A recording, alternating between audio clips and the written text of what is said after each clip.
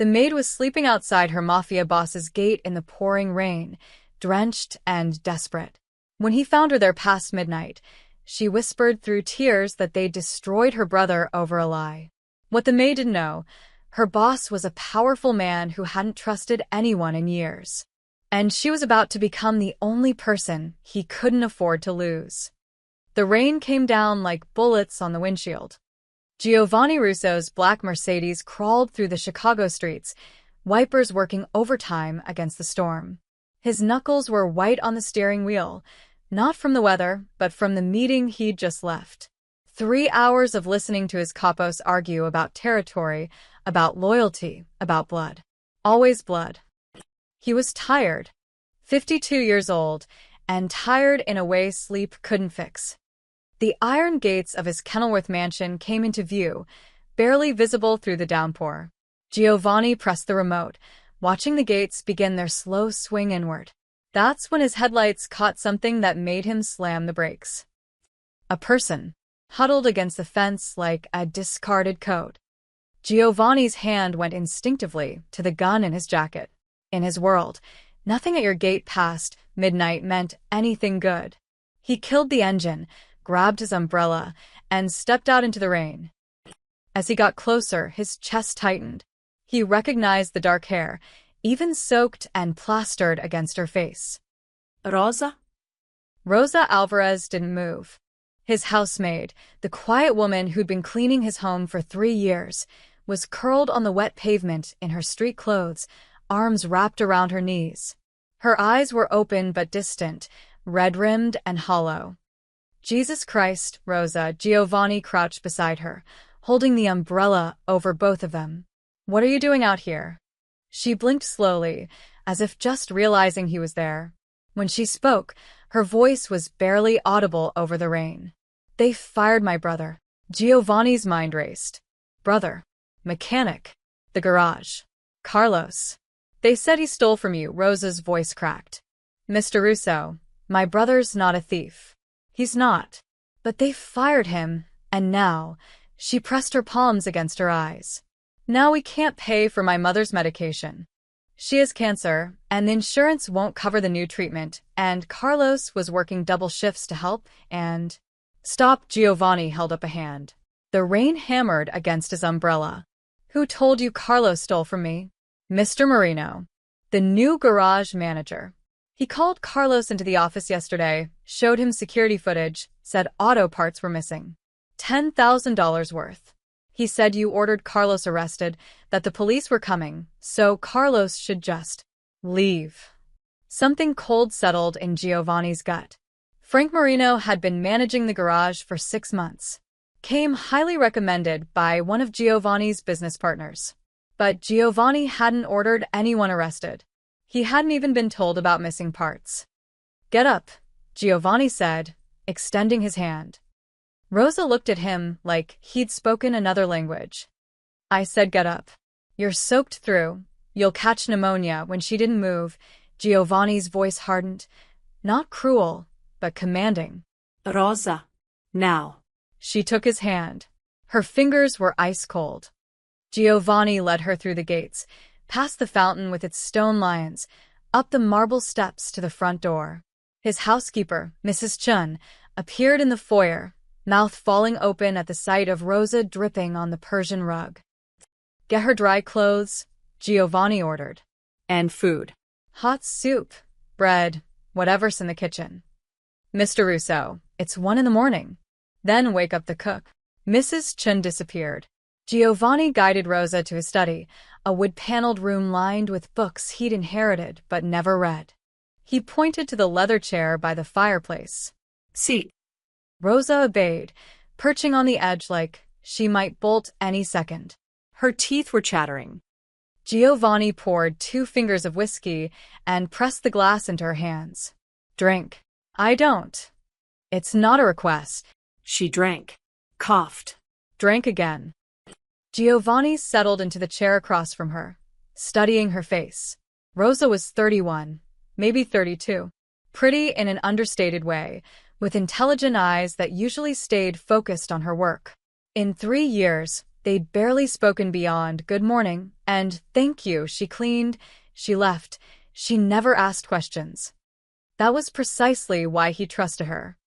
Tell me exactly what Marino said, Giovanni commanded. Rosa wrapped both hands around the glass, gathering herself. Carlos called me yesterday afternoon. He was crying. I've never heard him cry, not since we were kids. He said Marino showed him footage from the security cameras. 3 different times Carlos was caught taking parts from the inventory. Brake pads, engine components, expensive stuff. Marino said the evidence was clear, that you were furious, that if Carlos didn't resign immediately and disappear, you'd make an example of him. An example, Giovanni repeated slowly. That's what he said. Those exact words. Rosa's voice dropped to a whisper. Mr. Russo, I know what you are. Everyone knows what you are. My brother was terrified. He left town last night. I don't even know where he is. Giovanni stood and walked to his desk. He picked up his phone and dialed a number from memory. It rang 4 times before a groggy voice answered. Sal, it's me. I need you to pull security footage from the North Shore garage. Everything from the past 2 weeks. He paused. I don't care what time it is. I need it within the hour. Another pause. And Sal? Don't tell Marino. Don't tell anyone. He hung up and turned back to Rosa. This footage Marino showed your brother. Did Carlos see it himself, or did Marino just describe it? Rosa frowned, thinking. Marino had it on his computer, but Carlos said the angle was weird. Like the camera was far away. He couldn't see his own face clearly, just someone in his work jacket. The cold feeling in Giovanni's gut turned to ice. He'd been in this business long enough to know a setup when he saw one. The question was why. Carlos Alvarez was nobody, a decent mechanic, quiet, never caused problems. What was the point of framing him? Unless Carlos wasn't the point. Giovanni looked at Rosa, really looked at her. She'd been in his home for 3 years. She knew his schedule, his routines, where he kept his personal files. She'd seen people come and go, heard conversations through doors. Rosa, he said carefully, has anyone ever asked you questions about me? Her eyes widened. What? No. Never. About my business? My meetings? Who visits the house? Mr. Russo, I swear. I'm not accusing you. Giovanni held up a hand. I'm asking if anyone's tried to use you. To get information. Rosa shook her head firmly. No one. I don't talk about my work, not even to Carlos. That's the rule you gave me when I was hired, remember? Discretion or dismissal. Giovanni did remember. It was the same rule he gave everyone who entered his private space. Mrs. Chun returned with a tray, soup, bread, cheese, a pot of tea. Behind her came Maria, one of the night maids, carrying folded clothes. They set everything down without a word and left quickly, closing the study door. Eat, Giovanni said. Rosa picked up the spoon with trembling hands. She took 1 sip of soup, then another. Then suddenly, she was crying again, silent tears streaming down her face as she ate like someone who'd forgotten what food tasted like. Giovanni turned away, giving her privacy. He walked to the window and stared out at the rain-soaked grounds. Beyond the walls, Chicago sprawled in the darkness, a city of secrets and lies. Someone was making a move against him. Someone smart enough to know that framing a nobody mechanic wouldn't get attention, but framing that mechanic to terrorize his sister, a sister who worked in Giovanni's home. That was a message. We can reach into your private life. We can make you doubt the people closest to you. We can make you look weak. The question was, who? Behind him, Rosa had stopped crying. Mr. Russo? Why are you helping me? Giovanni turned from the window. Because no one fires a man under my name without proof, he said. And because if someone's trying to play games with my people, I need to know who and why. He sat down across from her again, leaning forward. Here's what's going to happen. You're staying here tonight. Mrs. Chin will set up a guest room. Tomorrow morning, we're going to find your brother and bring him back. And then we're going to figure out what the hell Frank Marino is really up to. Rosa set down her spoon. Why would you do this for us? We're nobody to you. Giovanni met her eyes. You've cleaned my home for 3 years. You've never stolen, never gossiped, never asked for anything beyond your paycheck. You know what that makes you in my world." She shook her head. "Rare," Giovanni said. "Now finish your soup. Tomorrow we go to war." Giovanni didn't sleep. He spent the night in his study, watching security footage Sal had delivered on an encrypted drive. Frame by frame, he studied the North Shore garage. 3 weeks of recordings, thousands of hours compressed into suspicious moments. At 6 a.m., Rosa appeared in the doorway, wearing borrowed clothes from Maria's closet. Jeans and a sweater that hung loose on her smaller frame. Her eyes were puffy but clear. "You should be resting," Giovanni said without looking up from his screen. "I can't." Rosa stepped inside, hovering near the desk. "Did you find something?" Giovanni paused the footage. "Come here." She circled the desk until she stood beside him, close enough that he could smell the lavender soap from the guest bathroom. He pointed at the screen, a grainy image of someone in a mechanic's jacket reaching for a shelf in the parts room.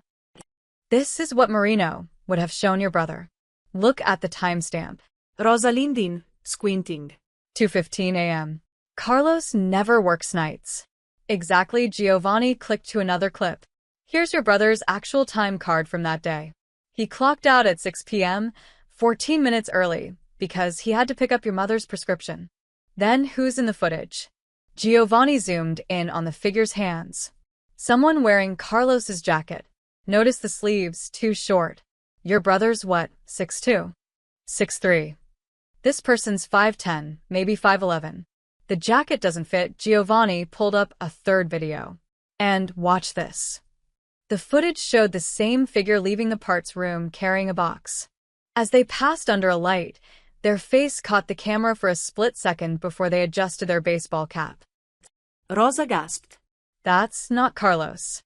"That's..." "Is that Marino?" Giovanni rewound and paused. "That's Frank Marino's nephew, Tommy. He's been working at the garage for 2 months. Same height as the person in the footage.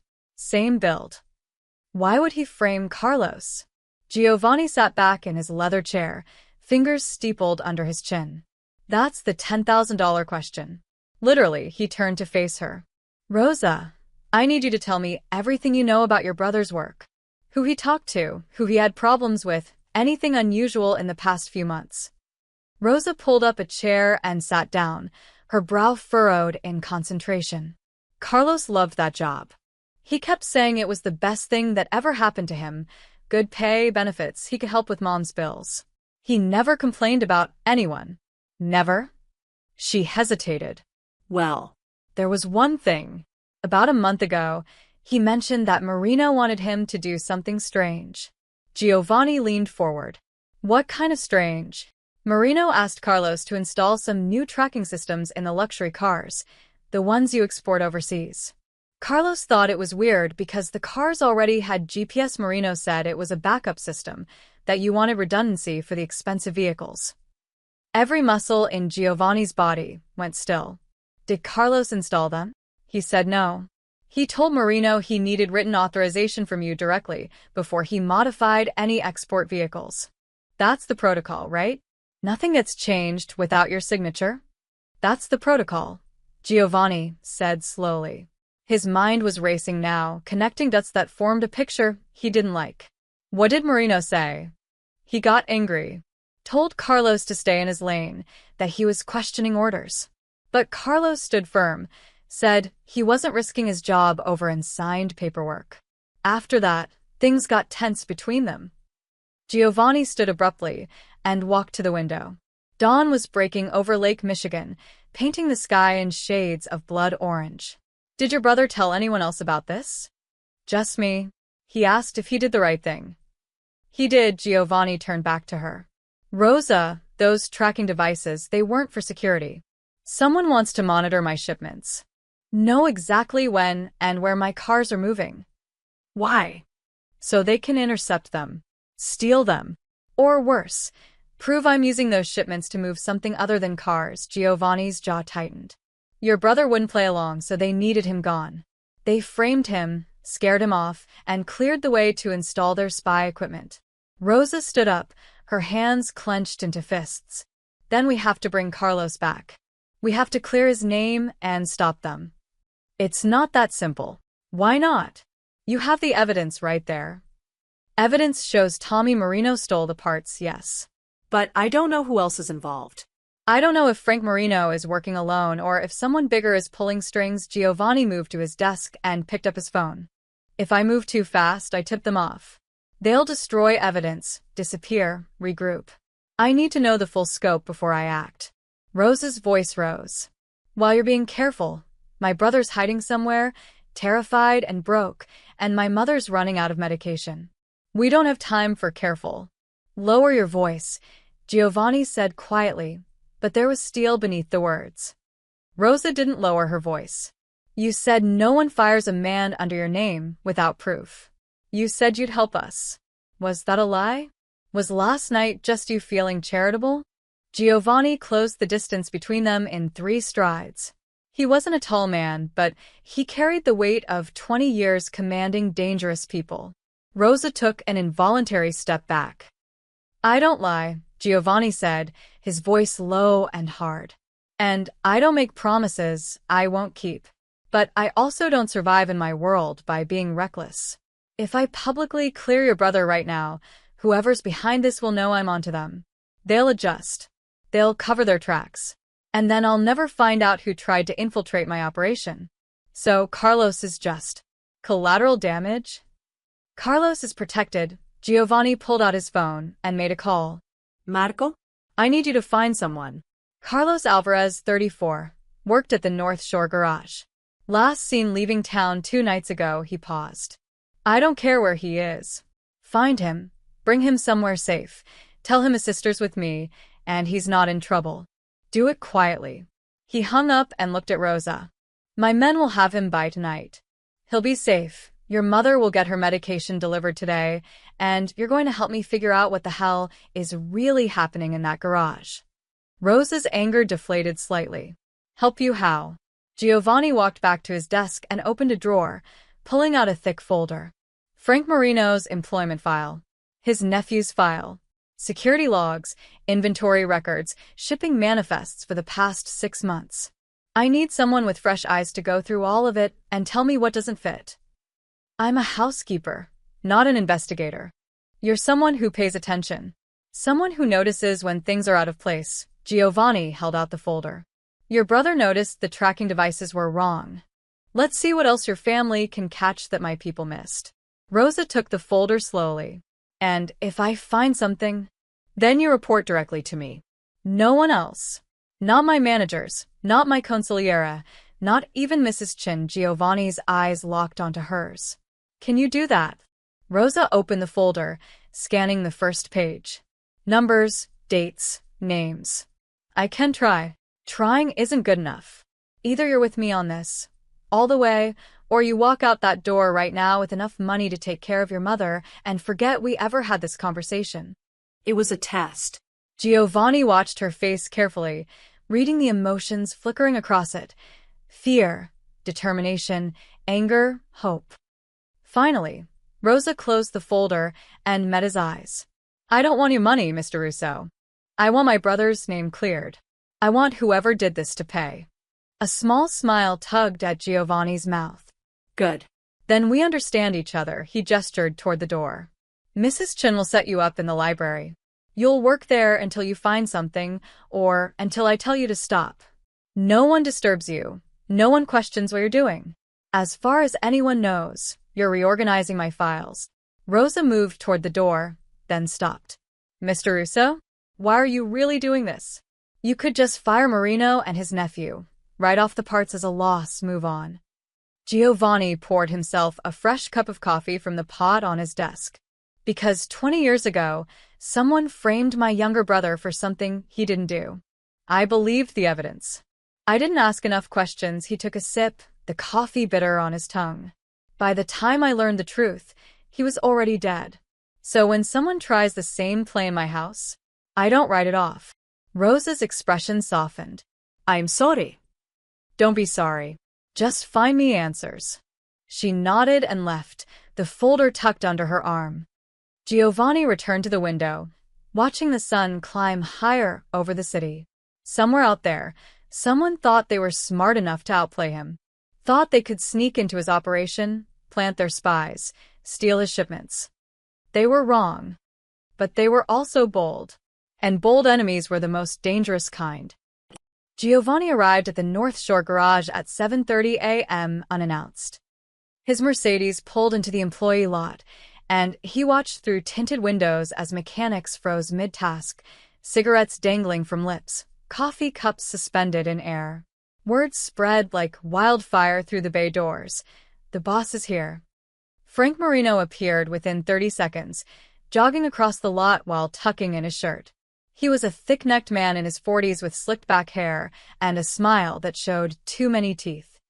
Mr. Russo, what an unexpected pleasure.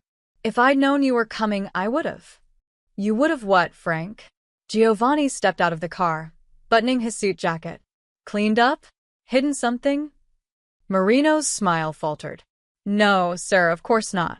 Just, proper preparation. Coffee, reports, whatever you needed. I need a walkthrough. Every bay, every office, every storage room. Giovanni started toward the main building without waiting for a response. Now. Marino scrambled to keep up, snapping his fingers at a young mechanic. Tommy, get over here. Tommy Marino emerged from under a Bentley, wiping grease from his hands. He was lean and nervous-looking, with the same weak chin as his uncle. When he saw Giovanni, his face went pale. Interesting, Giovanni thought. Tommy's been learning the business, Frank said, putting an arm around his nephew's shoulders. Sharp kid. Real asset to the team. I'm sure he is. Giovanni walked past them into the main garage. 20 cars in various states of repair or modification, Mercedes, Bentley, Rolls-Royce, all destined for overseas buyers willing to pay premium prices for American luxury with European sophistication. The mechanics worked in uncomfortable silence as Giovanni moved through the space, his eyes taking in every detail. He'd built this operation from nothing 15 years ago. Started with a small body shop and grew it into a multi-million-dollar export business. He knew every inch of this place. Or thought he did. Show me the parts room, Giovanni said.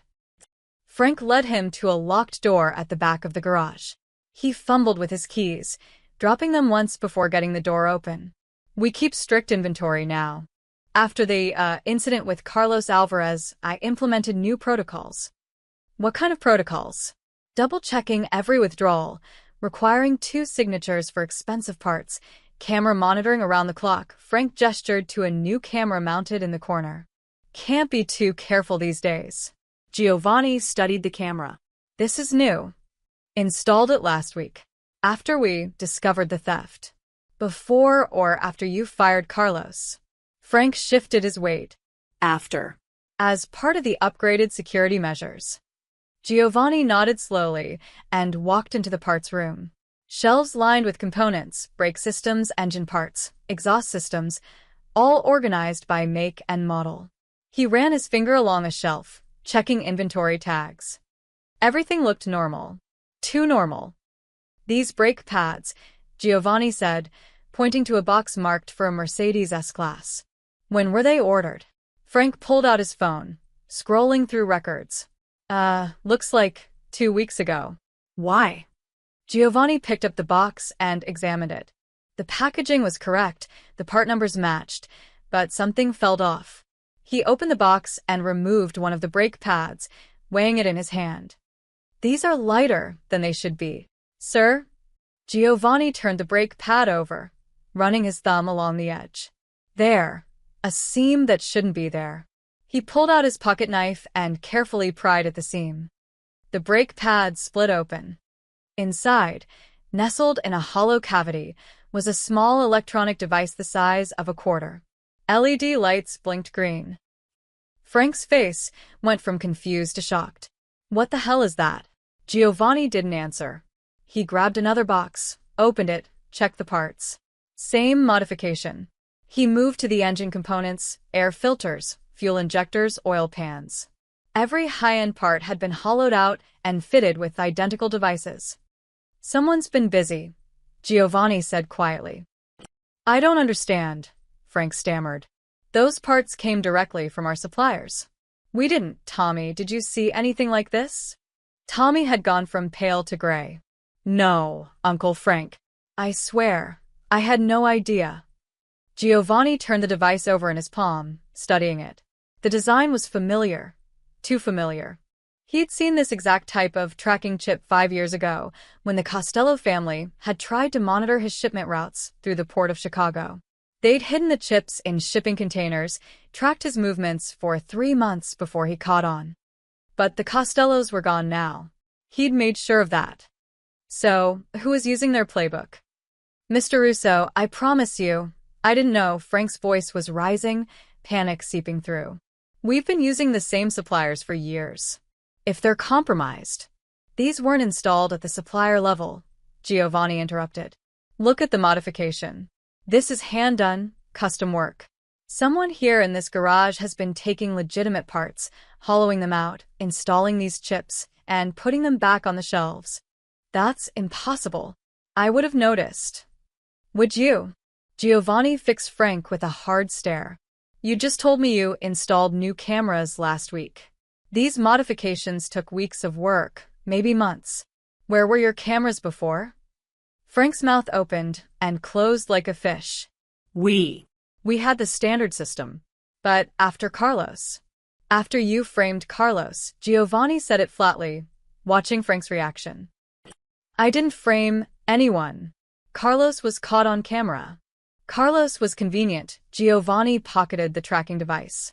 Someone needed a scapegoat, someone to take the fall and disappear so the real work could continue undisturbed. Carlos wouldn't play along with unauthorized modifications, so he had to go. Tommy made a small noise in the back of his throat. Giovanni turned to him. "You have something to say, Tommy?" "And no, sir." "Then why do you look like you're about to vomit?" "He's just upset," Frank cut in. "We all are. The idea that someone's been sabotaging your operation right under our noses." "Shut up, Frank." Giovanni moved closer to Tommy. "I've been doing this a long time, kid. I know what guilt looks like, what fear looks like. Right now, you're wearing both." Tommy's hands were shaking. "I didn't know what they were for. I swear I thought."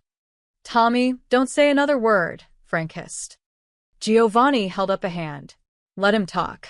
"I thought they were just better tracking systems," Tommy blurted out.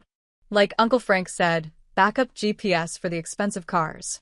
He told me Mr. Russo wanted them installed but didn't want to deal with the paperwork, that it was a rush job. I was just following orders." "From who?" Tommy looked at his uncle, terrified. "From me," Frank said, his voice hollow. "But I was following orders too." Giovanni's hand moved to his jacket. Not for his gun. Not yet, but the implication was clear. "Whose orders, Frank?" Frank's face was sweating now, his earlier confidence completely evaporated. "I got a call 3 months ago. Guy said he represented some investors, people interested in your export operation. Said they wanted to partner up, track the shipments to ensure quality control. They offered me 50 grand to facilitate the installations." "A name?" "He didn't give one. Just said to call him Mr. Blue." Giovanni felt a cold recognition slide down his spine. Mr. Blue. It was an old code name from the Chicago underworld, used by the Marinelli family when they wanted to make approaches without official contact. The Marinellis had been rivals for territory back in the 90s, before an uneasy truce divided the city between organizations. If they were making moves now, the truce was over. "How were you supposed to contact him?" Giovanni asked. "Burner phone. He'd call me. I'd never call him." Frank reached into his pocket slowly, pulling out a cheap flip phone. "This one. Last call was 2 days ago, after Carlos left. He wanted confirmation that the final batch of cars would ship out this week with the trackers installed." Giovanni took the phone. "How many cars have already shipped?" 12. To buyers in Dubai, Shanghai, and London. 12 luxury vehicles, each one worth $250,000, each one carrying Marinelli tracking devices. 12 perfect targets for hijacking, theft, or worse, evidence collection if the Marinellis were working with federal investigators. Giovanni's mind raced through possibilities, consequences, countermoves. This was bigger than a garage manager taking bribes. This was a coordinated assault on his entire operation. "Here's what's going to happen," Giovanni said, his voice cold and controlled. "Frank, you're going to call Mr. Blue and tell him everything is on schedule. Tommy, you're going to continue working here like nothing's wrong. Neither of you will mention this conversation to anyone, or I'll have you both buried in the lake by sundown. Understood?" Both men nodded frantically. "Good. Now get back to work. And Frank," Giovanni paused at the door, "the next time someone offers you 50 grand to betray me, I suggest you think about whether it's worth your life." He walked out of the garage into the morning sun, pulling out his phone. He had a name now, Mr. Blue, the Marinelli family's ghost. And he had a plan forming. But first he needed to talk to Rosa. She'd been right about her brother. She'd been right about the setup. He was beginning to think she might be right about a lot of things. Giovanni found Rosa in the library, surrounded by papers. She transformed his reading room into a command center, documents spread across the mahogany table in organized piles, sticky notes color-coded on the walls, a legal pad filled with her neat handwriting. She was so absorbed in a shipping manifest that she didn't hear him enter. "Find anything?" Giovanni asked. Rosa jumped, nearly knocking over her coffee. Jesus, Mr. Russo. "I didn't hear you come in." That was the point. He closed the door behind him and surveyed her work. "You've been busy. I've been trying to make sense of your filing system. No offense, but whoever organized these records was either drunk or deliberately trying to hide something." Rosa stood up, stretching her back. She'd been at it for hours. "Look at this." She handed him a spreadsheet covered in her annotations. "This is your parts inventory for the past 6 months. Notice anything strange?" Giovanni scanned the numbers. Everything looked normal. Orders placed, parts received, parts installed. "Walk me through it." "The orders match the installations, but the timing doesn't. See here." Rosa pointed to a line highlighted in yellow. "March 15th, you ordered 50 brake pad sets. They arrived March 18th. But according to the installation logs, only 35 sets were used over the next 2 months. So we had 15 sets in surplus. That's normal. Except those 15 sets show up as installed in May, in cars that had already shipped in April." Rosa flipped to another page. Same pattern with fuel injectors, air filters, even windshield wipers. Parts that should have been in surplus keep getting backdated into cars that left the country weeks earlier. Giovanni felt that familiar cold settling in his chest again. Someone's been doctoring the records. Not just doctoring, they're covering their tracks. They replace legitimate parts with modified ones, then adjust the paperwork so it looks like the modified parts were there all along. If anyone audits your inventory, everything balances perfectly. Rosa's eyes were bright with anger and excitement. "It's actually brilliant, if you ignore the fact that it's completely criminal." Giovanni set down the spreadsheet and looked at her properly. This wasn't the quiet housemaid who vacuumed his study. This was someone else, sharp, focused, furious. "How did you catch this?" "My accountants review these records every quarter." "Your accountants look at the final numbers. They check if the math adds up, not if the story makes sense." Rosa grabbed another document. "I used to help my father with his restaurant books before he died.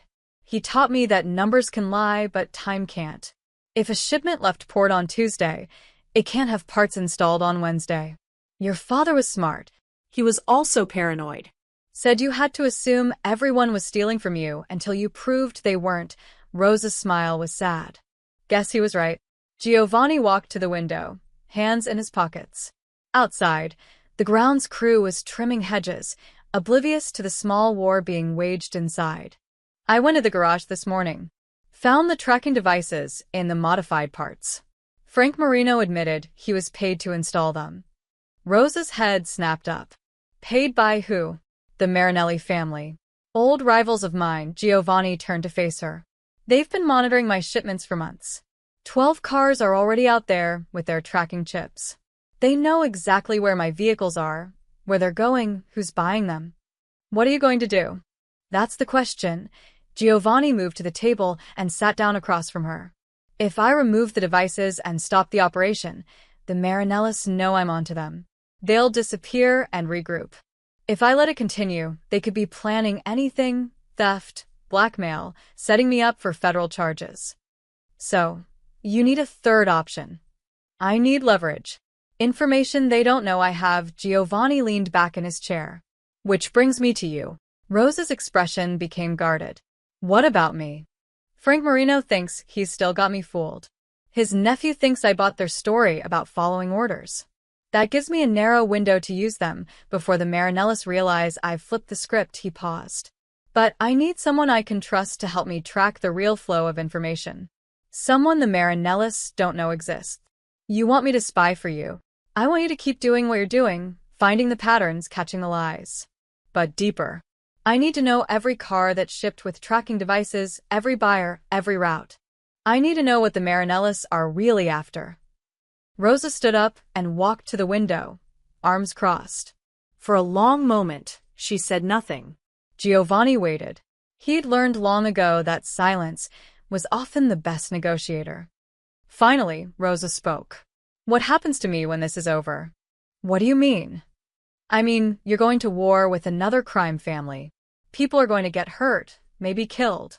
And I'll be right in the middle of it, knowing everything. She turned to face him. What happens to the person who knows too much about Giovanni Russo's business? It was a fair question. Most people in her position would be begging for protection, for money, for a way out. Instead, she was demanding the truth about her survival. Giovanni respected that. You have two choices, he said. Choice one, I pay you $100,000 right now. You take your mother, your brother, and you disappear. New city, new life, new names. You never speak about what you've seen here, and I never contact you again. And choice two, you stay. You help me end this. And when it's over, I clear your brother's name publicly.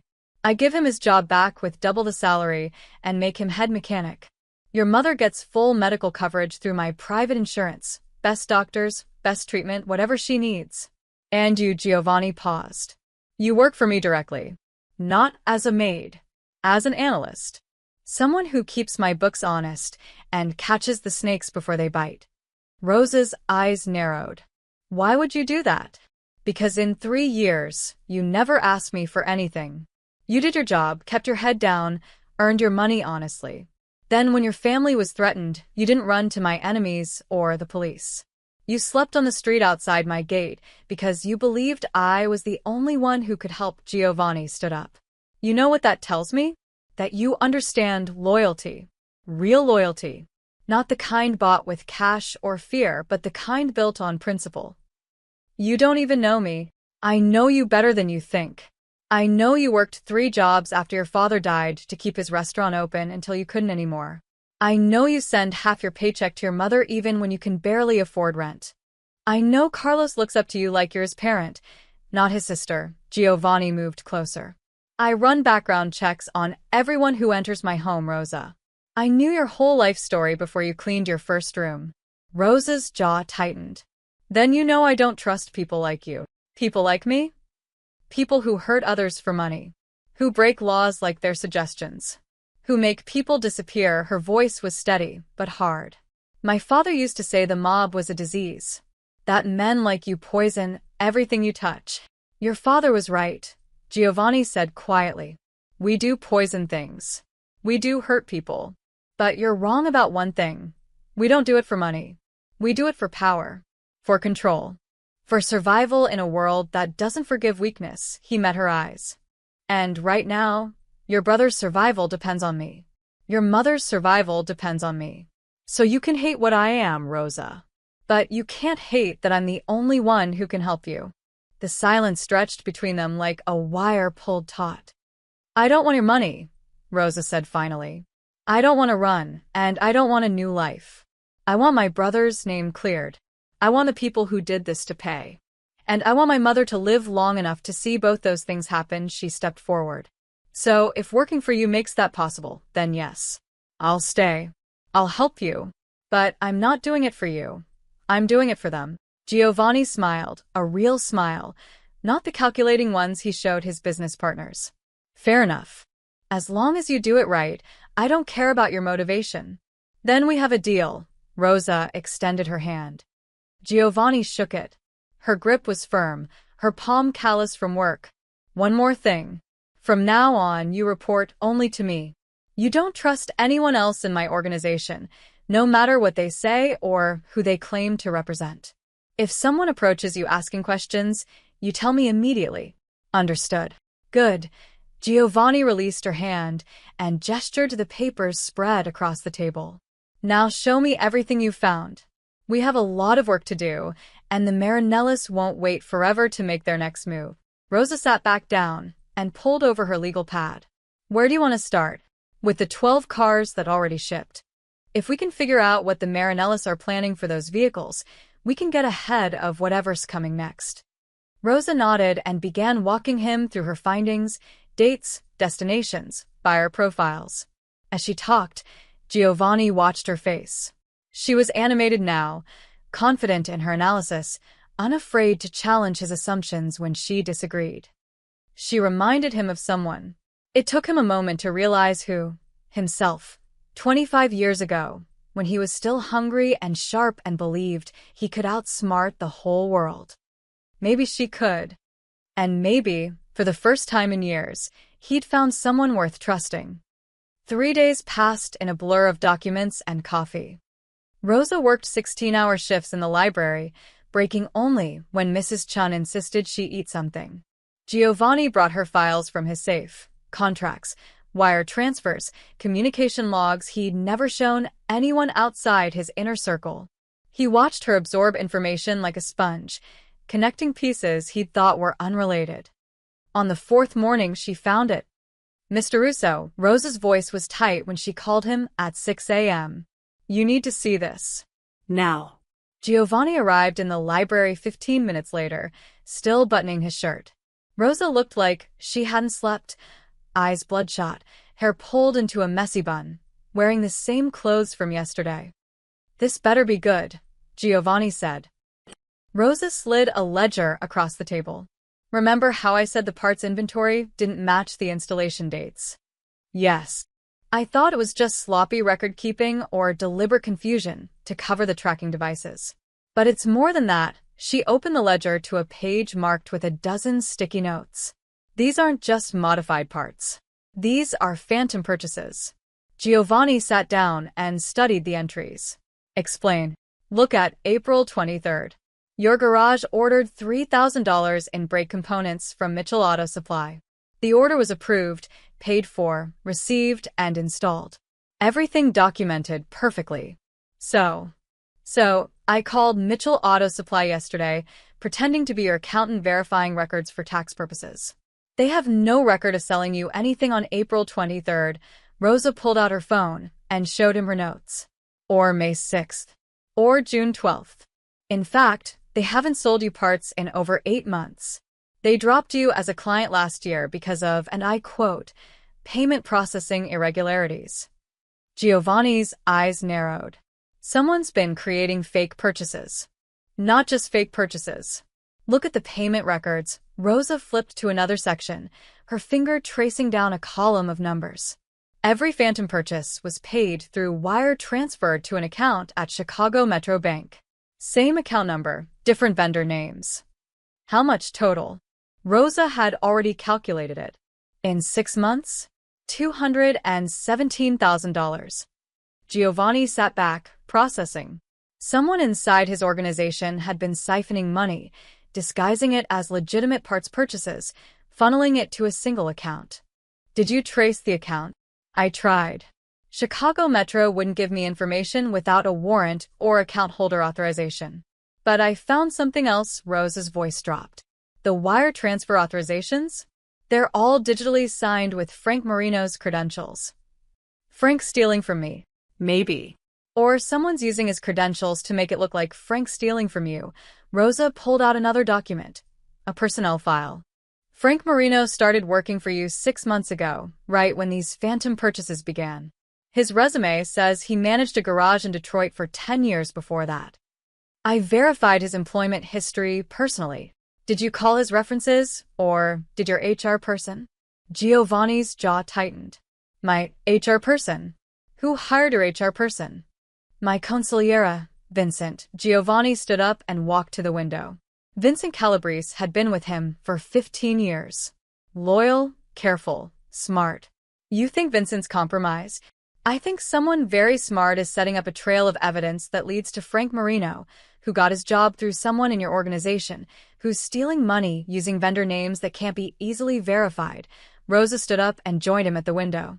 It's a shell game, Mr. Russo. Every time you lift one shell, you find another shell underneath. And I think that's the point. Keep you chasing your own people while someone else makes their real move. Giovanni turned to look at her. What real move? I don't know yet. But $200,000 isn't enough money for the Marinellis to risk war with you. The tracking devices alone cost more than that to develop and install.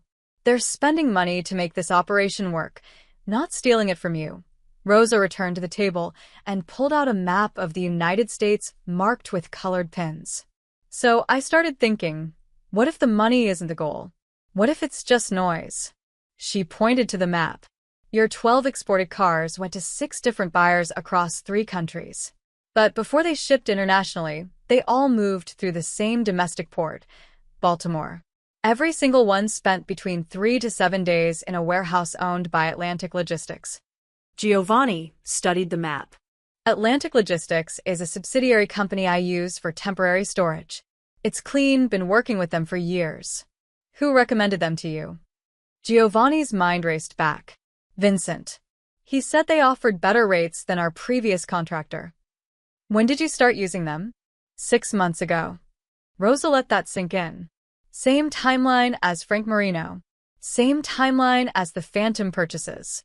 Same timeline as the tracking devices. She grabbed her legal pad and flipped to a page covered in her handwriting. I looked up Atlantic Logistics. It's owned by a holding company called Chesapeake Maritime, LLC. Chesapeake Maritime is owned by another shell company in Delaware. That company is owned by a trust in the Cayman Islands. I hit a wall there. Couldn't trace it further without legal subpoenas. But you have a theory. The Marinellis own Atlantic Logistics. Or at least, they control it somehow. Every car you export sits in their warehouse for a week before shipping overseas. They have complete access. They can photograph it, document it, copy every serial number and modification. Rosa's eyes were intense. Mr. Russo, what if they're not planning to steal your cars? What if they're building a case? The words hit Giovanni, like a punch. Federal case. Think about it. They track your vehicles, document every sale, prove a pattern of high-value exports. Meanwhile, they create a paper trail showing financial irregularities in your organization, phantom purchases, money laundering through fake vendors.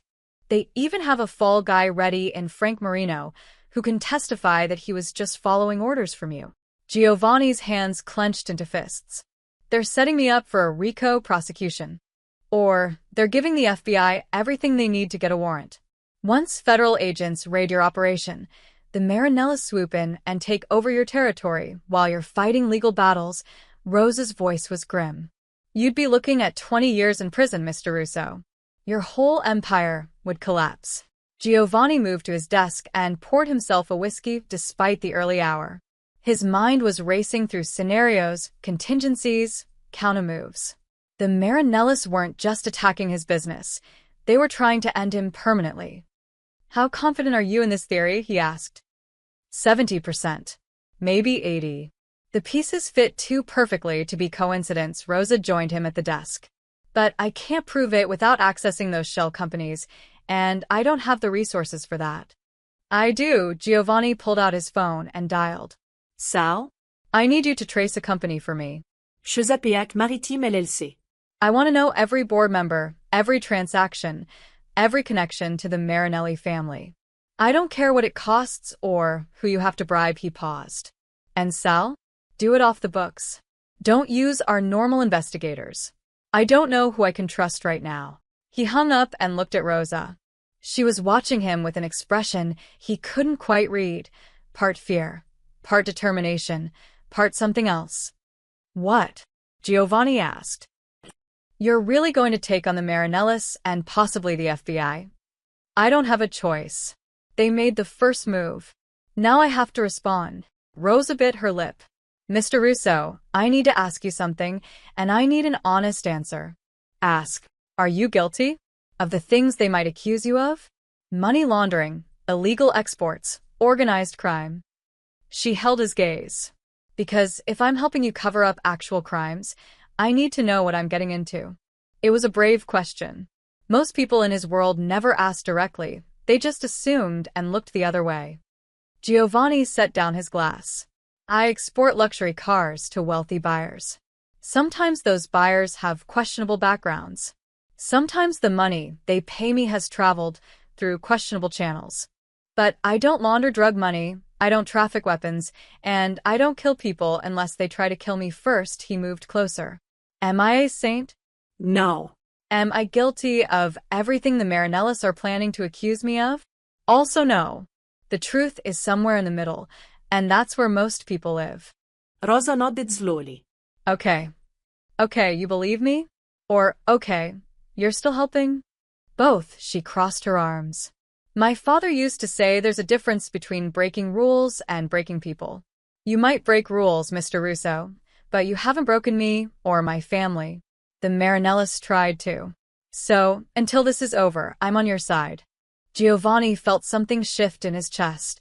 Respect, gratitude, something dangerously close to trust. Then let's get back to work. Because if the Marinellis are building a federal case, we need to dismantle it before they can file. And we need to do it without anyone knowing we're onto them. Rosa picked up her legal pad. Where do we start? With the warehouse. If Atlantic Logistics is the key, we need to know exactly what they're doing with my cars before they ship. Giovanni pulled out a map of Baltimore. Time for a field trip. Rosa's eyes widened. You want me to go to Baltimore with you? You're the one who found the connection. You're the one who knows what to look for. Giovanni folded the map. Besides, I need someone I can trust watching my back. My own people might be compromised, but you're a ghost to the Marinellis. They don't know you exist. When do we leave? Tomorrow morning. Pack light. Giovanni headed for the door, then stopped. Rosa? You did good work here. Better than good. You just might have saved my life. Rosa allowed herself a small smile. Don't thank me yet, Mr. Russo. We still have to prove it. The drive to Baltimore took 7 hours. Giovanni insisted on driving himself, no chauffeur, no security detail, just him and Rosa, in an unmarked sedan borrowed from a friend who owed him favors.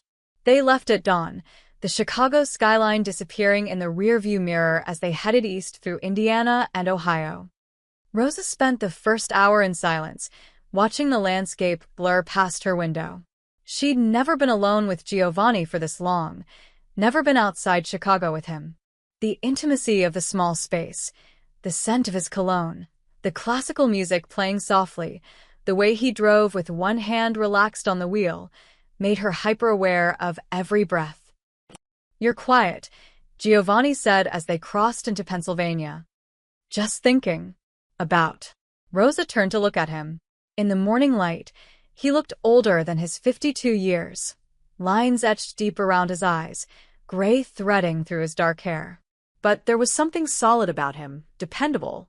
About how I went from cleaning your house to investigating federal conspiracies in less than a week. Giovanni's mouth quirked. Life moves fast when you're paying attention. Is it always like this in your world? This constant chess game? Yes. Except in chess, you see all the pieces. In my world, half of them are hidden, and some of them switch sides mid-game. He merged onto I-76, heading toward the Allegheny Mountains. You get used to it or you get dead. That's comforting. I'm not here to comfort you, Rosa. I'm here to teach you how to survive. They stopped for lunch at a diner outside Pittsburgh, a greasy spoon with checkered floors and waitresses who called everyone Han. Giovanni ordered coffee and a burger. Rosa got soup, her stomach too knotted to handle anything heavier. Tell me about your brother, Giovanni said while they waited for food. Rosa stirred her water with a straw. Why? Because I'm trusting him with a position in my organization once this is over. I should know more than what's in his file. Rosa considered this. Carlos is the good one. Always has been. When our father died, Carlos was 16, could have gone either way, you know. Joined a gang, started dealing, done what a lot of kids in our neighborhood did. But he didn't. He worked at a body shop after school, learned mechanics from scratch, saved money for community college. That's discipline. That's fear, Rosa corrected. He watched our father work himself to death trying to keep the restaurant open. Watched the stress eat through him until his heart gave out at 49. Carlos swore he'd never let that happen to our family again. So he became the responsible one.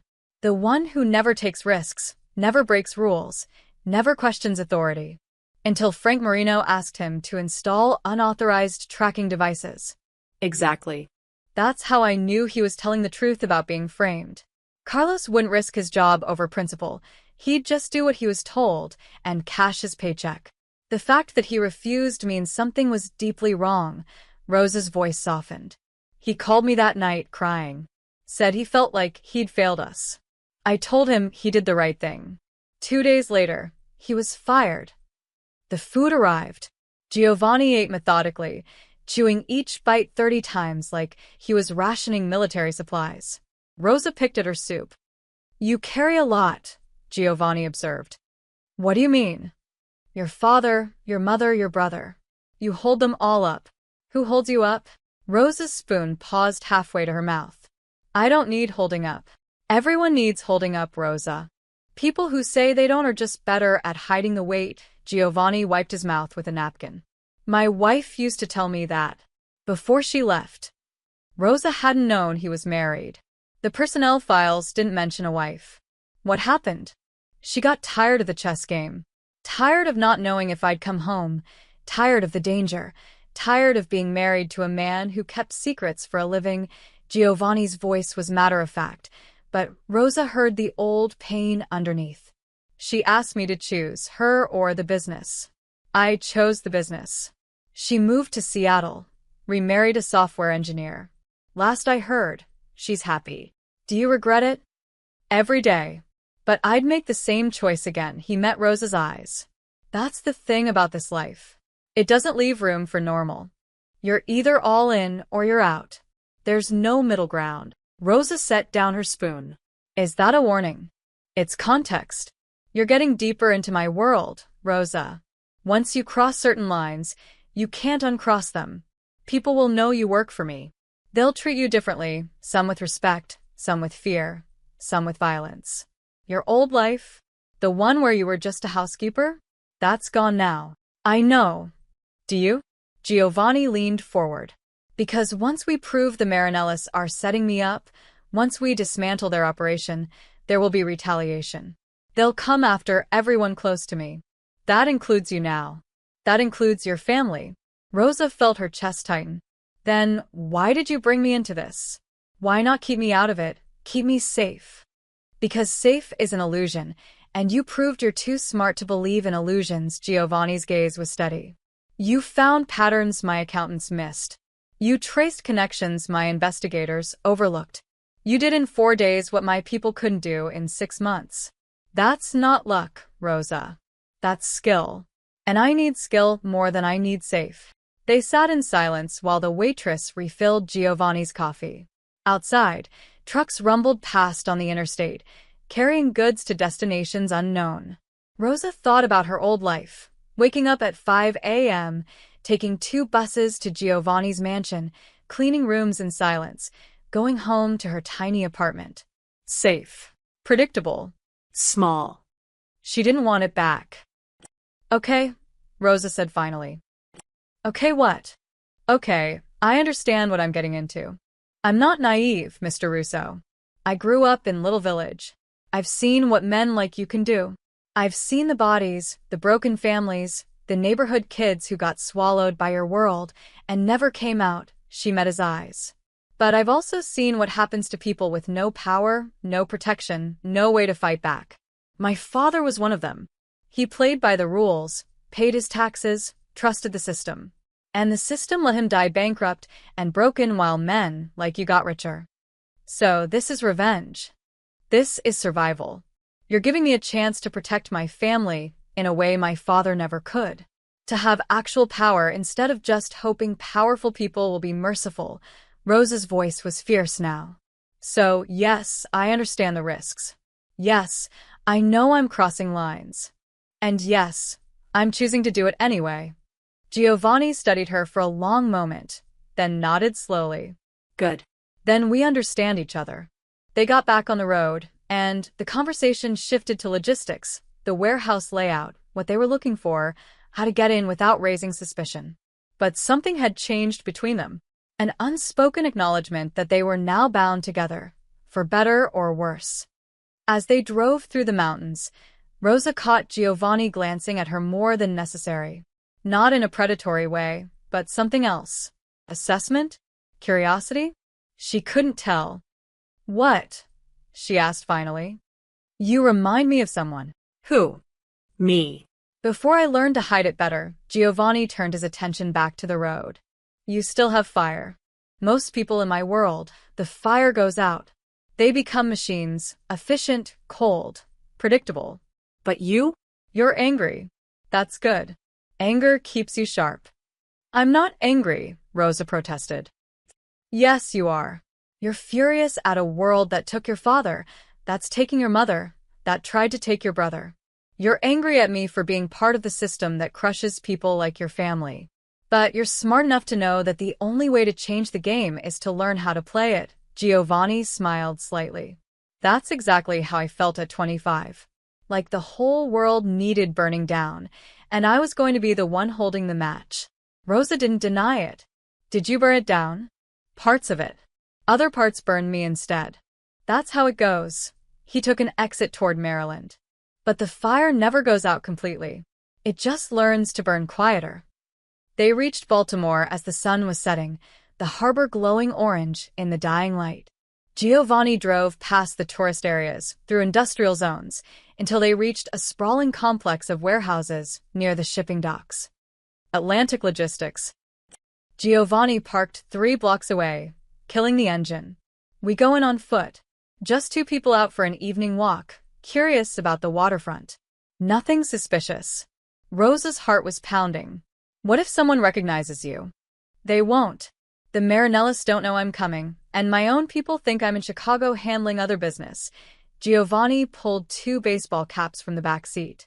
But just in case, we're tourists now. You're my girlfriend. We're visiting the city. We got lost looking for a restaurant. Rosa took the cap, her cheeks flushing at girlfriend. Cover story? The best lies are simple.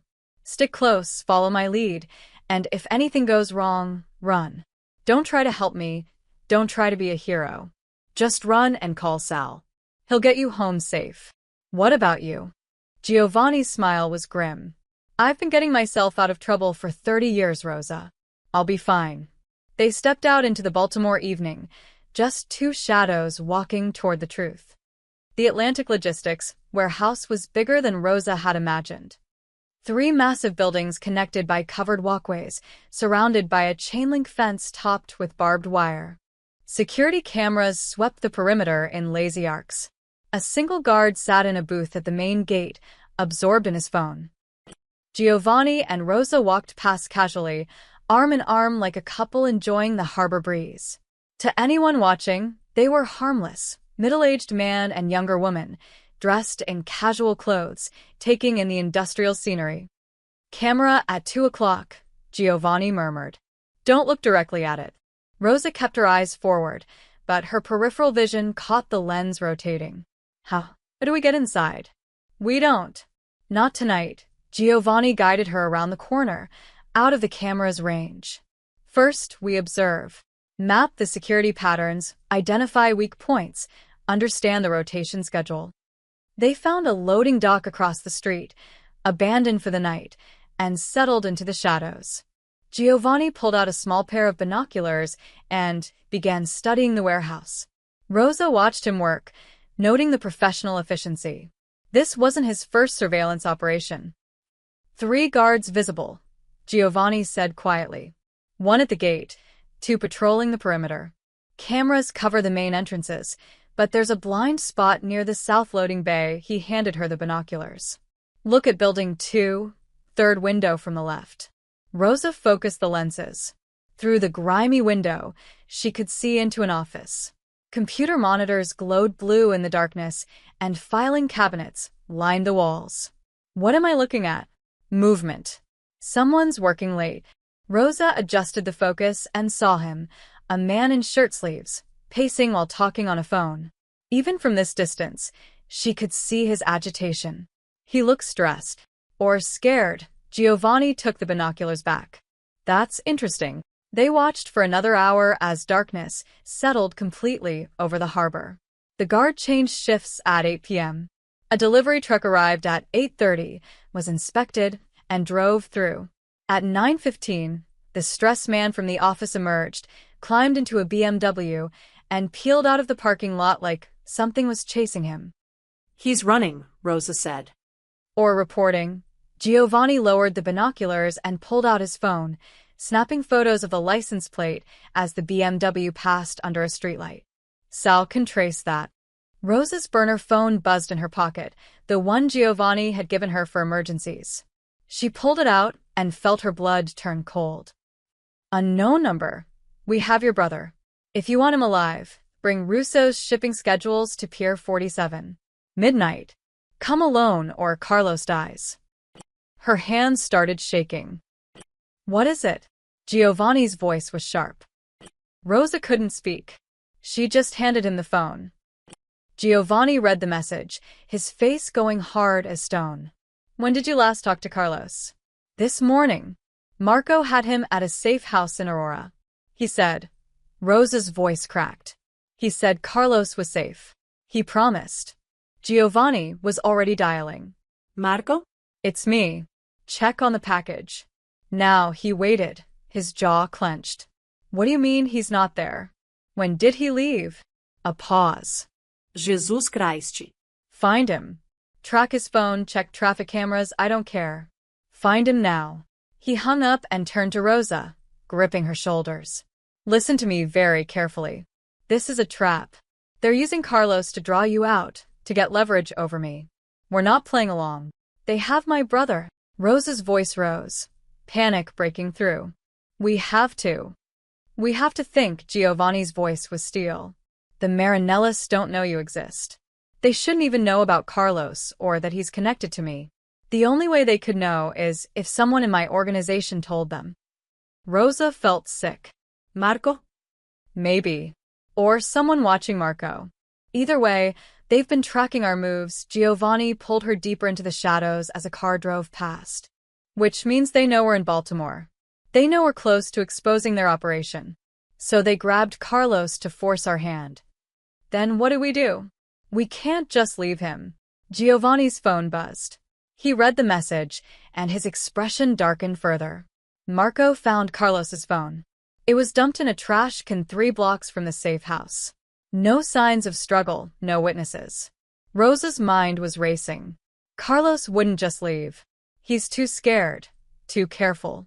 Unless someone he trusted told him to, Giovanni looked back at the warehouse. Someone with authority.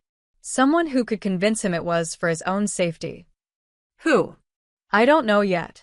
But we're going to find out. Giovanni pulled out the burner phone and typed a response to the threatening message. How do I know he's alive? The response came 30 seconds later, a photo of Carlos, bound to a chair in what looked like a shipping container. His face was bruised, his left eye swollen shut. He was holding today's newspaper. Rosa's knees nearly gave out. Giovanni caught her, held her steady. Breathe, he commanded. Falling apart won't help him. We have to give them what they want. They don't want shipping schedules. They want me exposed, panicked, making mistakes. They want me to walk into their trap so they can eliminate both of us and blame it on a business deal gone wrong. Giovanni's mind was clearly racing through scenarios. But they made one mistake. What? They showed us where he is. Giovanni zoomed in on the photo, studying the background. See that logo on the container? That's Martinique Shipping. They only operate out of 2 ports on the East Coast, Newark and Baltimore. You think he's here? I know he is.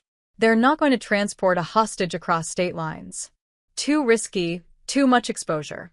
They grabbed him in Chicago, flew him here private, and they're holding him close to their operation. Giovanni was already moving, pulling Rosa with him back toward their car. Which means he's probably in one of these warehouses right now. Rosa's fear transformed into something sharper. Then we get him back. We will. But not by walking into their trap. Giovanni unlocked the car and slid into the driver's seat. We're going to do what they don't expect. We're going in now, while they're waiting for us at Pier 47. Now? But the guards, the cameras, will be focused on perimeter security, not internal. They're not expecting an assault on their own warehouse. Giovanni started the engine. I need to make some calls. Get people I trust, really trust, mobilized. This is going to get ugly, Rosa. I don't care. Carlos is my brother. Giovanni looked at her, his expression unreadable. You understand what you're asking for? This isn't detective work anymore. This is violence. People will get hurt. People will probably die. Rosa thought of Carlos's swollen face, his terrified eyes. She thought of her mother, dying of cancer while her children fought for survival. She thought of her father, who'd played by the rules and ended up broken. Then they should have thought of that before they took my brother, Rosa said, her voice cold and clear. Giovanni smiled, not a warm smile, but one of recognition. All right then, let's go to war. He drove them to a cheap motel 10 minutes away and checked in under a fake name. In the room, he made call after call, summoning people Rosa had never heard of. Men with names like Knuckles and the priest specialists he called them. Problem solvers. While Giovanni coordinated, Rosa paced the small room, her mind cycling through worst-case scenarios. What if they were too late? What if Carlos was already dead? What if this was all a distraction from something worse? Rosa, Giovanni's voice cut through her spiral. Come here. She moved to the table where he'd spread out a hand-drawn map of the warehouse complex. My people will be here in 2 hours. We hit them at 11 p.m., 1 hour before their supposed meeting at Pier 47. While they're preparing for us there, we'll be extracting Carlos here. He pointed to Building 2. This is where they're holding him. I'm 90% certain based on the photo background and the fact that it's the most secure building. 6 entry points, 2 of which are accessible without triggering alarms if you know what you're doing. Which you do. Which I do, Giovanni met her eyes. But here's the deal. You're not coming inside. You stay in the getaway car with Sal. Once we have Carlos, we move fast. No heroics, no dilas. You understand? No, Rosa crossed her arms. I'm coming in. Absolutely not. He's my brother. I'm not sitting in a car while you risk your life for him. Rosa, these are dangerous men with guns. You have no training, no experience. I have motivation. And I have this. Rosa pulled up her shirt slightly, revealing a small handgun tucked into her waistband. Giovanni's eyes widened. Where the hell did you get that? My father's restaurant. He kept it under the register after the 3rd robbery. I've been carrying it since the night you found me at your gate. Rosa's jaw was set. I know how to shoot. My father made sure both his kids knew how to protect themselves. Giovanni stared at her for a long moment, then ran his hand through his hair. You're insane. I'm committed. There's a difference. If you come, you follow my orders exactly. No improvisation, no acting on emotion. Can you do that? Rosa nodded. Say it. I'll follow your orders exactly. Giovanni looked like he wanted to argue further, but his phone buzzed. He read the message, and his expression shifted. My people are in position early. We move in 30 minutes. Rosa checked her father's gun, ensuring it was loaded. Her hands were steady now, the fear burned away by cold determination. Giovanni watched her, and something in his expression softened. Your brother's lucky to have you. No, Rosa said, sliding the gun back into her waistband. He's unlucky that we live in a world where this is necessary. But since we do, yeah. I'm not letting him face it alone. Giovanni nodded once, respect clear in his eyes. Then let's bring him home. 10 minutes before the operation, Rosa's phone buzzed again. Different number, same threat, change of plans. Bring Russo to Pier 47 now. Proof of life expires in 15 minutes. Attached was a new photo, Carlos, beaten worse than before, blood running from his nose. Someone was holding a gun to his head. Rosa's stomach dropped. Giovanni. He was checking his weapon, a matte black pistol he'd pulled from a hidden compartment in the car. When he saw her face, he knew. What now? She showed him the message. Giovanni's expression darkened as he studied the photo. They're getting nervous. Pushing up the timeline means they know something's wrong. Or they're going to kill him. Rosa grabbed his arm. We don't have 2 hours. We barely have 15 minutes. It's a bluff. They won't kill him until they have what they want. You don't know that. Rosa's voice cracked. Look at his face, Giovanni. They're beating him to prove a point. What if the next photo is him dead? Giovanni pulled away and walked to the window, his jaw working. Outside, 3 black SUVs had pulled into the motel parking lot, his people, armed and ready. But they were positioned for a coordinated assault on the warehouse, not a hasty rescue at a secondary location. Rosa's phone buzzed again. 14 minutes. We have to split up, Rosa said suddenly. Send your people to the warehouse like planned. You and me, we go to Pier 47". That's exactly what they want. The moment we show up, we're targets. Then we don't show up as targets. We show up as bait that bites back. Rosa moved to the table and studied the map. You said they're expecting you panicked and making mistakes. So we give them what they expect. Desperate man trying to save his employee's sister's brother. But we bring backup they can't see. Giovanni turned from the window. You want to walk into a trap knowingly. I want to split their focus. If they're expecting us at Pier 47, they won't have full security at the warehouse.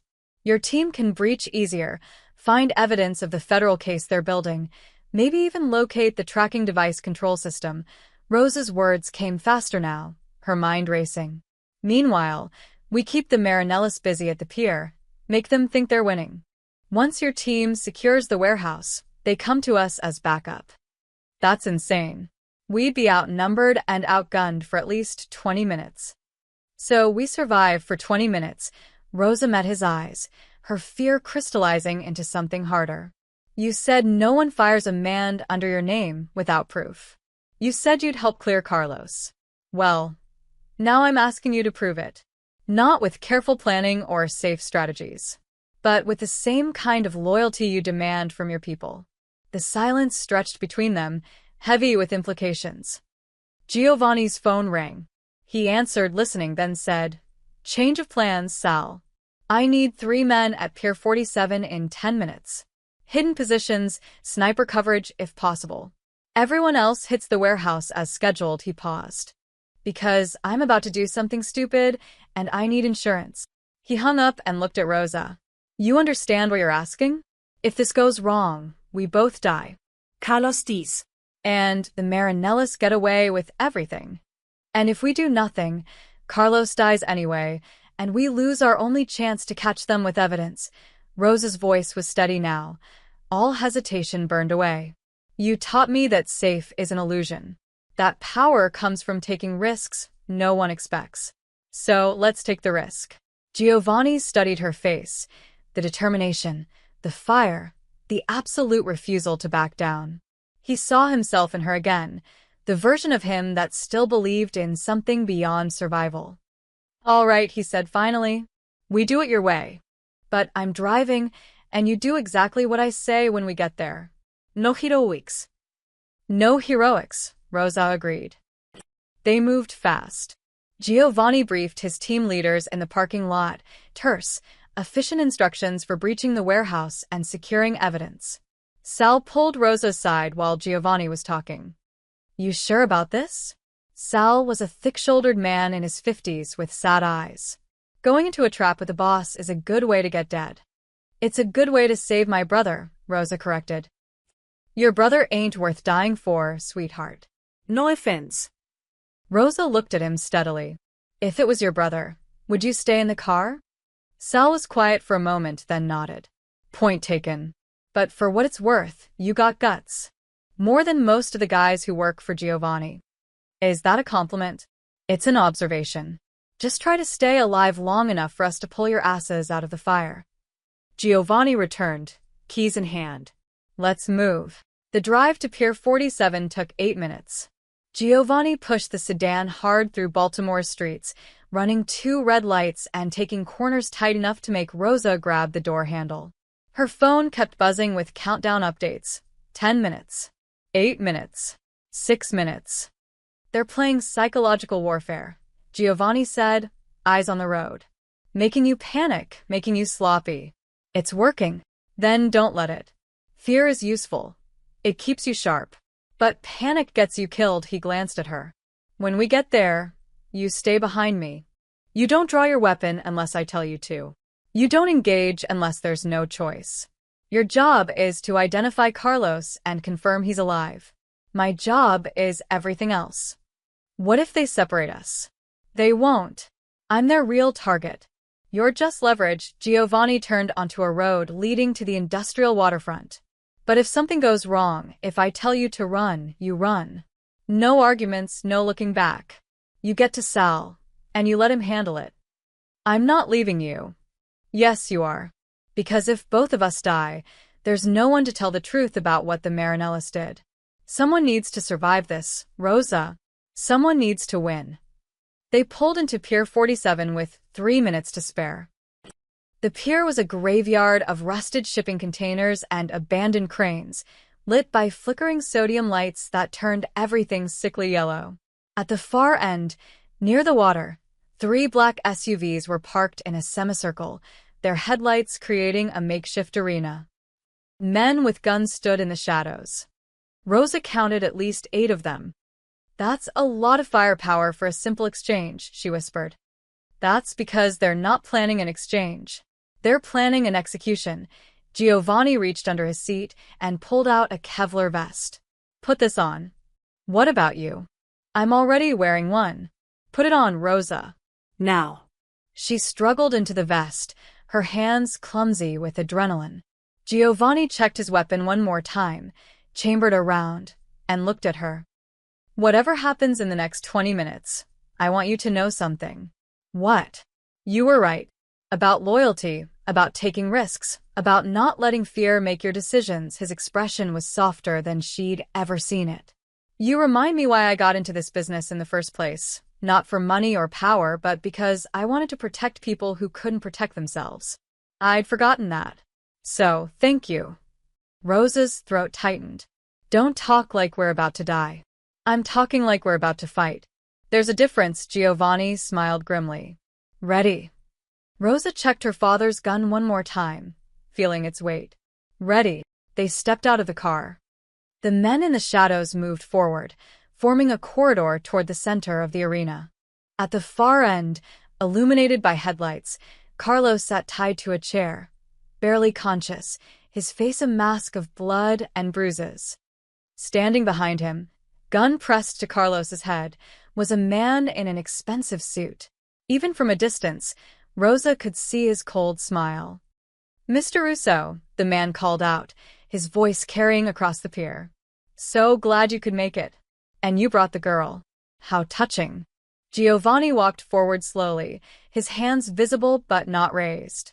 Rosa stayed slightly behind him, her heart hammering so hard she thought it might break through the vest. Let's talk about this, Giovanni said calmly. You want something. I want something. We're all businessmen here. The man laughed. Oh, Giovanni. We're way past talking. He pulled the trigger. The gunshot echoed across the water. Rosa screamed. But Carlos was still alive. The bullet had hit the container behind him, inches from his head. A warning shot. Next one's real, the man said. Unless you give me what I want you, on your knees, admitting to federal agents that you've been running an illegal export operation.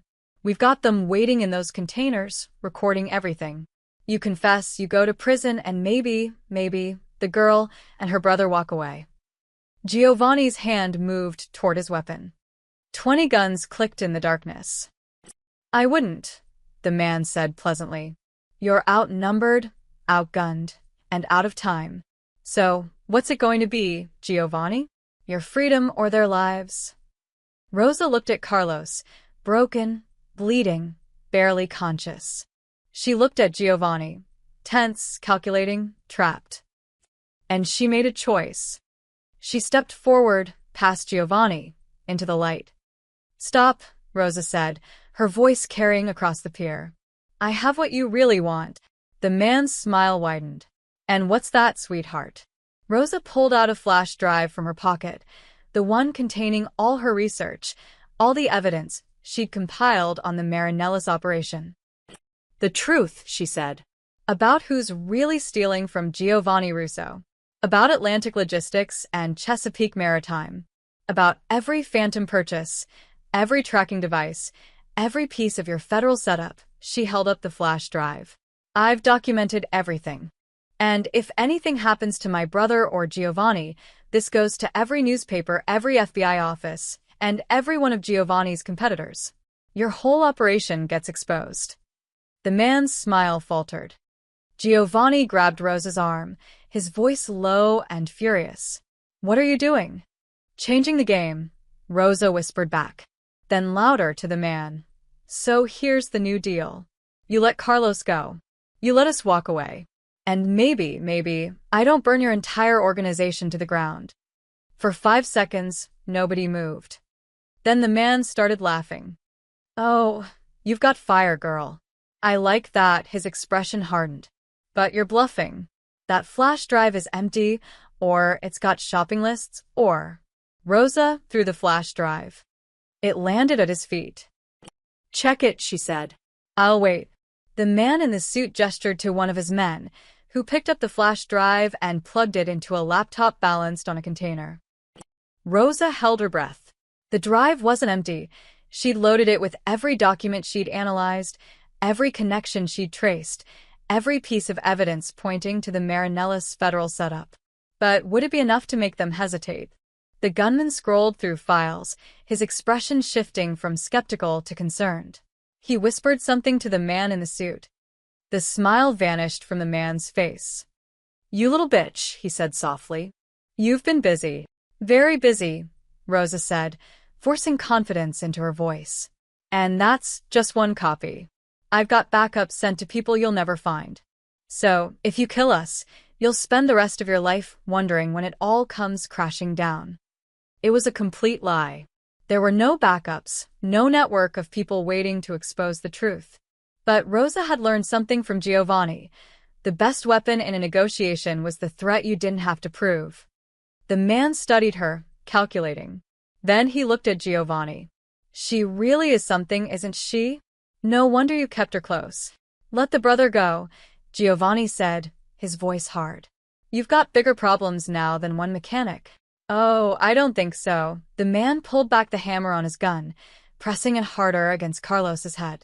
Here's what's actually going to happen. You're going to give me every copy of that research. Then you're going to get on your knees and make your confession. And maybe, if I'm feeling generous, I'll let the girl watch her brother die quickly instead of slowly. Rosa's hand moved toward her gun. Don't, Giovanni warned quietly. Such good advice, the man said. Listen to your boss, sweetheart. He's kept himself alive this long by knowing when he's... The explosion cut him off. A massive fireball erupted from the warehouse complex half a mile away, lighting up the night sky. The shockwave followed seconds later, rattling the shipping containers and making everyone on the pier instinctively duck.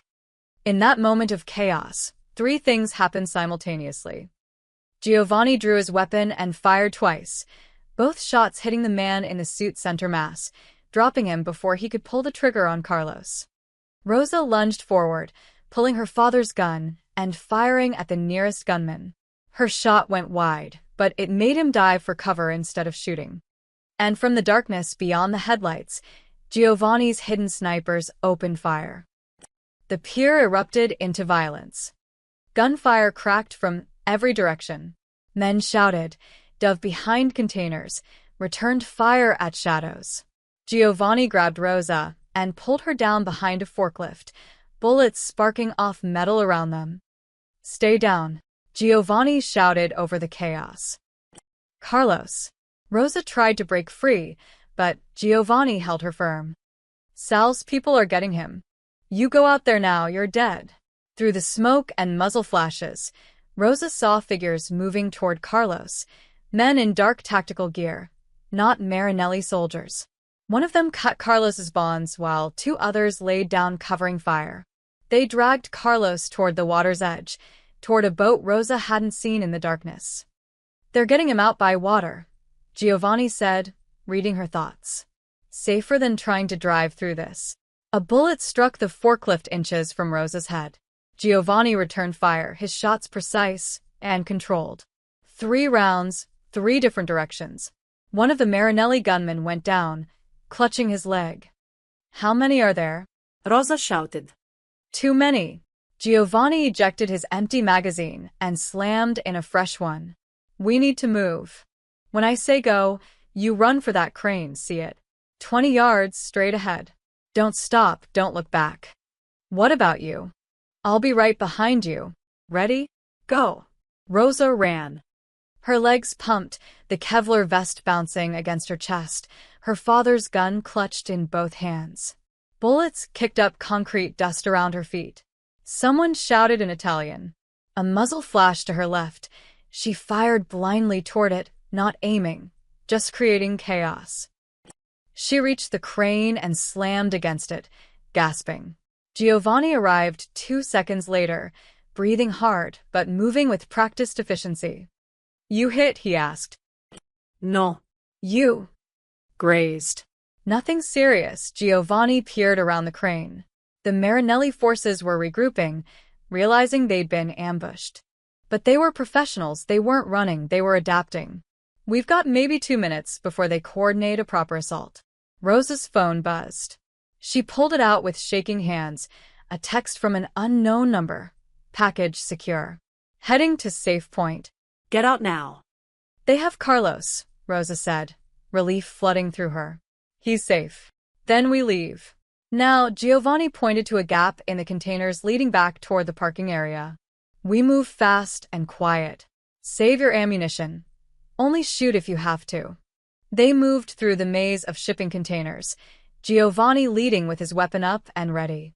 Rosa stayed close, her heart still hammering, adrenaline making everything hyperreal, the smell of gunpowder, the distant sirens approaching, the crunch of broken glass under her feet. They were almost to the parking area when a figure stepped out from behind a container. Frank Marino. He looked terrified, his shirt soaked with sweat, a small pistol trembling in his hands. Mr. Russo, I'm sorry, I didn't know. They said they'd kill my sister if I didn't.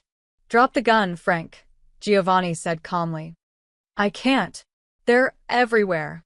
They'll kill me for failing. Frank's gun swung toward Rosa.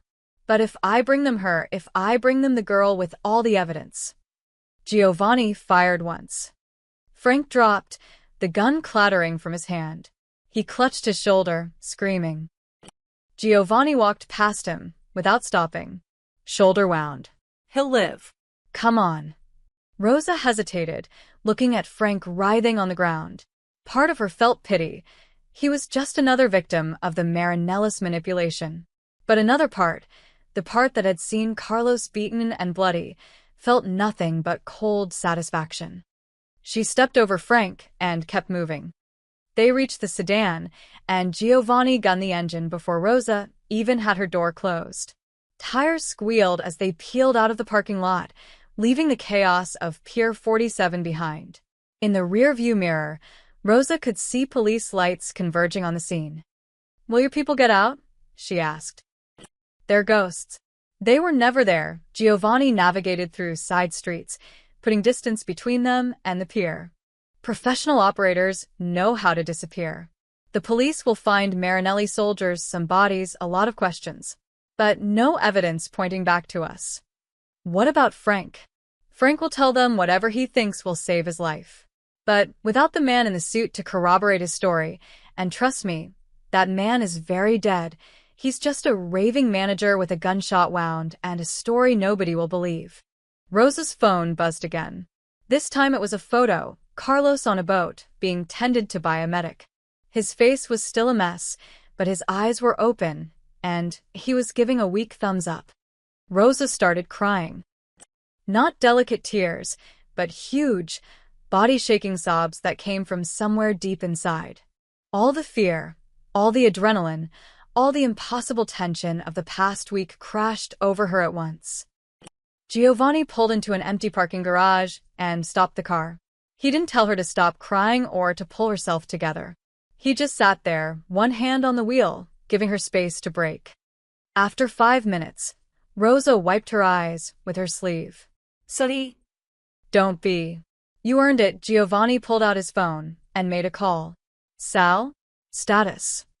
He listened, nodding. Good. Take him to the Oak Street location. Full medical team. Around-the-clock security.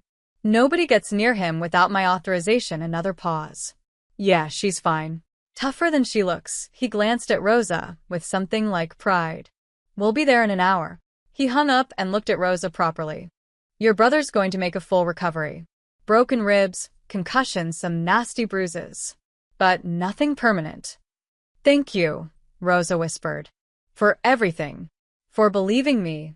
For risking your life. For... Stop. Giovanni's voice was gentle but firm.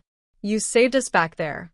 That play with the flash drive, calling their bluff, buying time for my people to get Carlos out, that was smart thinking under pressure. Most people freeze. You adapted. I was terrified. Being brave doesn't mean not being scared. It means being scared and doing it anyway. Giovanni started the car again. Come on. Let's go see your brother. As they drove through the Baltimore night toward whatever came next, Rosa realized something had fundamentally changed. She wasn't Giovanni's maid anymore. She wasn't even just his analyst. She was his partner. And together, they'd just declared war on one of the most powerful crime families on the East Coast. The question was, what would they do when the Marinellis declared war back? They reached the Oak Street safe house at 2 a.m. It was an unassuming brownstone in a quiet Baltimore neighborhood, the kind of place where nobody asked questions and curtains stayed closed. Sal met them at the door, his expression grim but satisfied. Package is stable. Doc says he'll be fine in a week or two. Tough kid, didn't cry once while they set his ribs. Rosa pushed past him, following the sound of voices to a back bedroom. Carlos lay in a hospital bed that looked absurdly out of place in the modest room, his torso wrapped in bandages, his face cleaned up but still swollen. When he saw her, his eyes filled with tears. Rosa. She was at his side instantly, gripping his hand. Don't talk. Just rest. You're safe now. I'm sorry. I should have stayed put, but Marco said you needed me, that it was urgent. Carlos's voice cracked. I didn't know it was a trap until they grabbed me outside. Giovanni appeared in the doorway. Marco said that. Carlos nodded weakly. He called, said Rosa was in trouble at some warehouse in Baltimore, that I needed to come identify some parts or something. It didn't make sense, but he said it was life or death, so he trailed off, seeing Giovanni's expression. Marco set me up. Marco's been working for the Marinellis for at least 3 months, Giovanni said flatly. Probably longer. He's the one who recommended Atlantic Logistics. He's the one who vetted Frank Marino. And he's the one who gave them access to our entire security network. Rosa felt cold fury settle in her chest. Where is he now? That's what we're about to find out. Giovanni pulled out his phone and stepped into the hallway. Rosa heard him making calls, his voice low and dangerous. When he returned, his expression was stone. My people have him. He's being brought to Chicago as we speak. What happens to him? Carlos asked. Nothing you need to worry about, Giovanni said, but his tone made it clear that Marco's future was measured in hours, not years. Rosa squeezed Carlos's hand. Get some rest. I'll be here when you wake up. Where are you going? To finish what we started. Giovanni led Rosa to a study on the second floor where Sal had set up a command center, laptops displaying security feeds, phones connecting to various contacts, a map of Chicago marked with red pins. The warehouse team got everything, Sal said, pulling up files on his computer. Documents, hard drives, even a digital recording system they were using to monitor your shipments. The Marinellis were building a comprehensive case, not just for the feds, but for their own takeover. They wanted every detail of your operation so they could slide right in once you were arrested. Giovanni studied the screen. How much evidence? Enough to bury them. Financial records showing the Marinellis funded Atlantic Logistics specifically to infiltrate your operation. Communications between Marco and their underboss, a guy named Vincent Marinelli. No relation to me, Sal added quickly. Detailed plans for how they distribute your territory once you are gone. Even contingency plans for if you didn't take the bait. Which we didn't, Rosa said. Which you didn't, Sal agreed. And now they're scrambling. Police found 4 dead bodies at Pier 47, including Antonio Marinelli, the boss's nephew. That's a major loss for them, both strategically and personally. They're going to retaliate hard.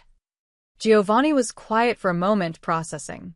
Then he smiled, a cold, calculating smile that reminded Rosa exactly who she was dealing with. Good. Let them come angry. Angry people make mistakes. What's the play? Sal asked. We don't give them time to regroup. We hit them tonight. While they're still reeling, Giovanni pulled out his phone and started making calls. I need every favor I'm owed. Every connection I have. Legal fronts, financial pressure, strategic leaks to the right agencies. We're going to dismantle the Marinelli operation piece by piece. Over the next 6 hours, Rosa watched Giovanni orchestrate a corporate massacre.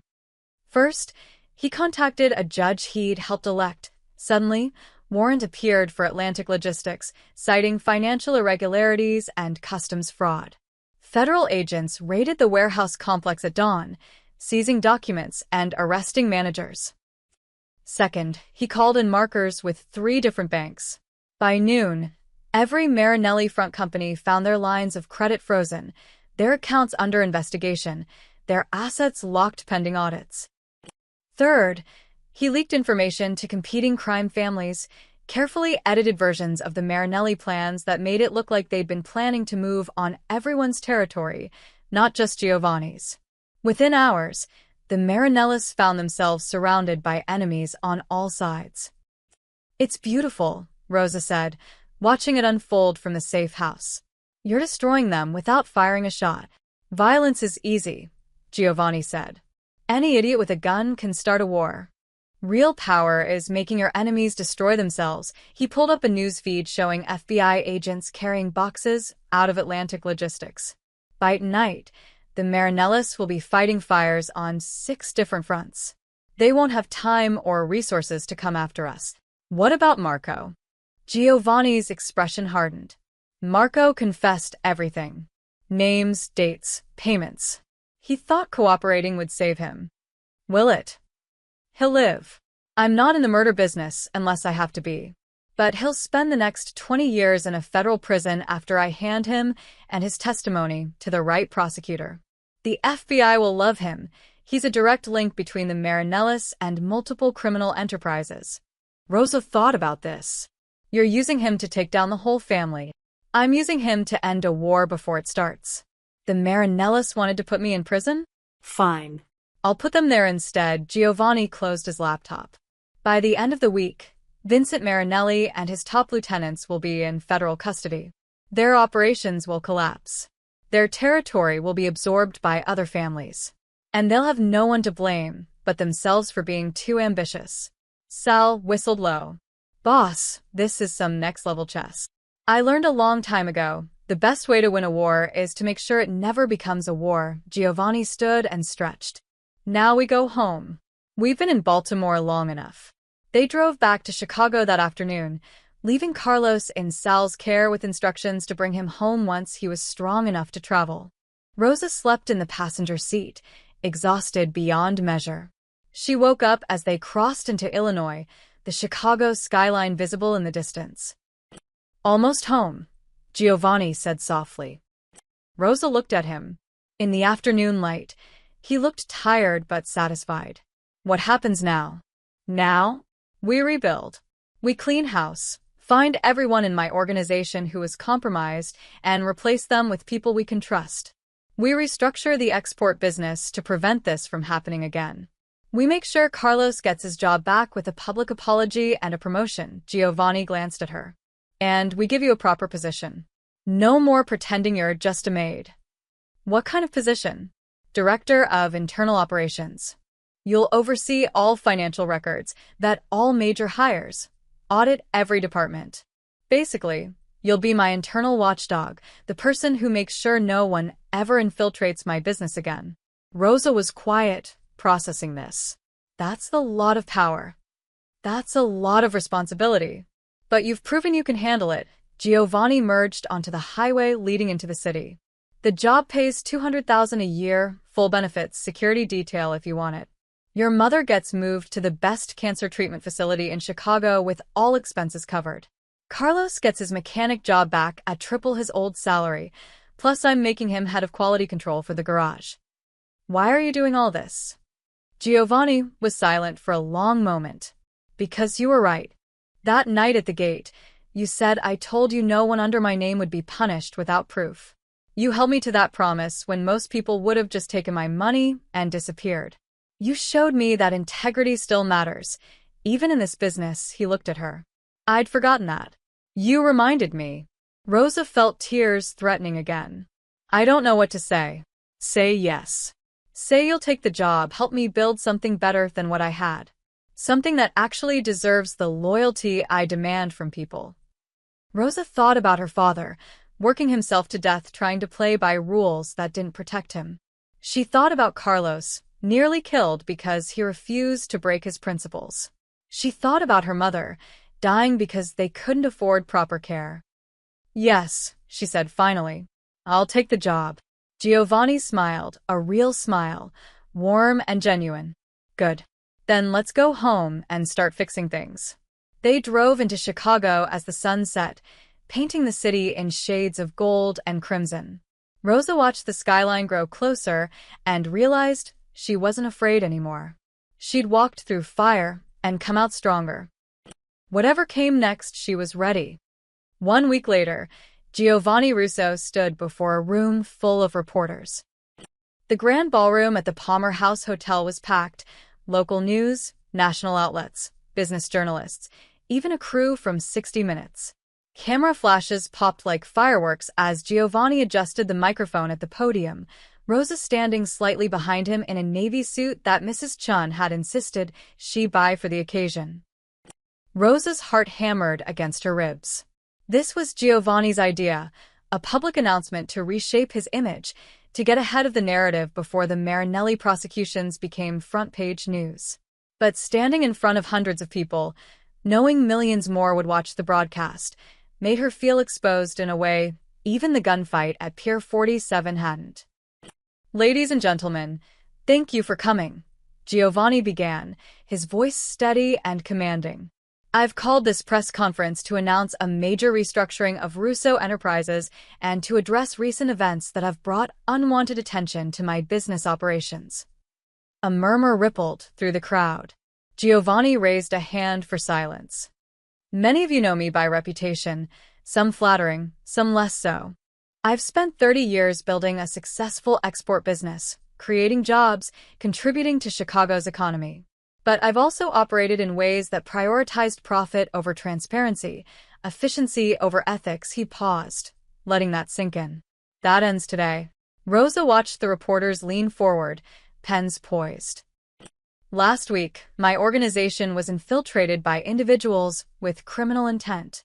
They planted false evidence, manipulated records, and attempted to frame innocent employees for crimes they didn't commit. Thanks to the diligence of my internal audit team, we uncovered this conspiracy and have provided evidence to federal authorities. Several arrests have already been made. More murmurs. Someone shouted a question, but Giovanni talked over them. This infiltration was a wake-up call. It showed me that my organization had grown too insular, too dependent on personal relationships rather than institutional safeguards. So, I'm implementing comprehensive reforms. Giovanni gestured to a screen behind him, where bullet points appeared. Integrity Restauration Initiative. Independent third-party auditing of all financial records. Transparent supply chain documentation. employee protection and whistleblower programs, community investment and job training programs, quarterly public reporting on business operations. These reforms will cost money and reduce short-term profits, Giovanni continued. But they'll ensure that Russo Enterprises operates with integrity, that our employees are protected, and that we contribute positively to the community that's supported us for 3 decades. A reporter in the front row raised her hand. Mr. Russo, sources say this infiltration was connected to the Marinelli crime family. Are you confirming that organized crime targeted your business? I'm confirming that individuals with criminal backgrounds attempted to compromise my operations for their own gain. Law enforcement is handling the investigation, and I'm confident justice will be served. Another reporter. But isn't Russo Enterprises itself connected to organized crime? Your father. My father ran a different business in a different era, Giovanni said, his voice sharp. I've spent years distancing myself from that legacy, building legitimate enterprises, paying taxes, employing hundreds of people honestly. Yes, my past isn't perfect. But I'm here today to talk about the future, not relitigate the past. Rosa saw him grip the podium tighter. This was the dangerous moment. If the press smelled weakness, they'd tear him apart. Giovanni took a breath, and his voice softened. I want to introduce someone who embodies the future I'm building. Rosa Alvarez, please step forward. Rosa's stomach dropped. This wasn't in the script they'd rehearsed. Giovanni caught her eye and nodded encouragingly. She stepped to the microphone, acutely aware of every camera lens pointed at her face. This is Rosa Alvarez, Giovanni said, placing a hand on her shoulder. Until recently, she worked as a housekeeper in my home. But when her brother, one of my mechanics, was falsely accused of theft as part of the infiltration scheme, Rosa didn't accept the easy explanation. She investigated. She asked questions. She uncovered evidence that my own security team had missed. The reporters were scribbling furiously now. Rosa didn't have formal training in investigation or accounting. She just had integrity and determination. She refused to let her brother be destroyed by lies. Giovanni's voice grew stronger. That's the kind of person I want working for me. So I've appointed Rosa as Director of Internal Operations for Russo Enterprises. She'll oversee all financial auditing, vet major hires, and ensure that what happened last week never happens again. Rosa found her voice, though it came out shakier than she wanted. Thank you, Mr. Russo. I'm honored by this opportunity and committed to ensuring that Russo Enterprises operates with complete transparency and integrity. A reporter shouted, Ms. Alvarez, how does it feel to go from housekeeper to executive in 1 week? Rosa thought about all the nights spent poring over documents, the terror at Pier 47, Carlos's beaten face, her father's restaurant going under despite doing everything right. It feels like someone finally recognized that working-class people have skills and intelligence that often go unseen because we're not in the right positions to demonstrate them, Rosa said, her voice growing steadier. Mr. Russo gave me a chance when most employers would have just paid me to go away. He trusted me to help fix his organization instead of hiding the problems. That's the kind of leadership I want to help build here. The room erupted with questions, but Giovanni raised his hand. That's all for today. We'll provide detailed documentation of our reforms and answer additional questions through official channels. Thank you. Security ushered them out through a back entrance while reporters still shouted questions. In the private corridor, Rosa leaned against the wall, breathing hard. You didn't tell me I'd have to speak, she said. You did beautifully, Giovanni replied. Sincere, articulate, relatable. The press will love you. Or they'll tear me apart for working with you. Let them try, Giovanni's eyes were fierce. You saved my business, Rosa. You saved lives. Anyone who questions that can answer to me. Sal appeared with a tablet. Boss, you need to see this. It's trending. He showed them social media. Already, clips from the press conference were going viral.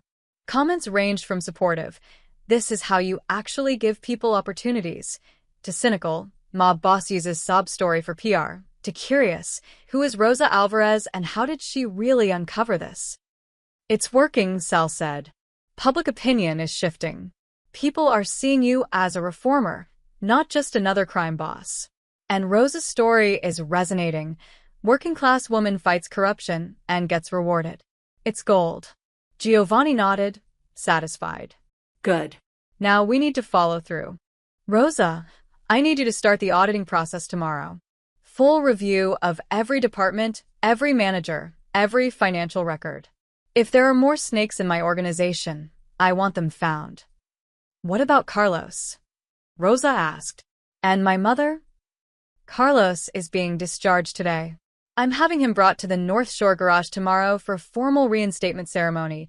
Press will be there.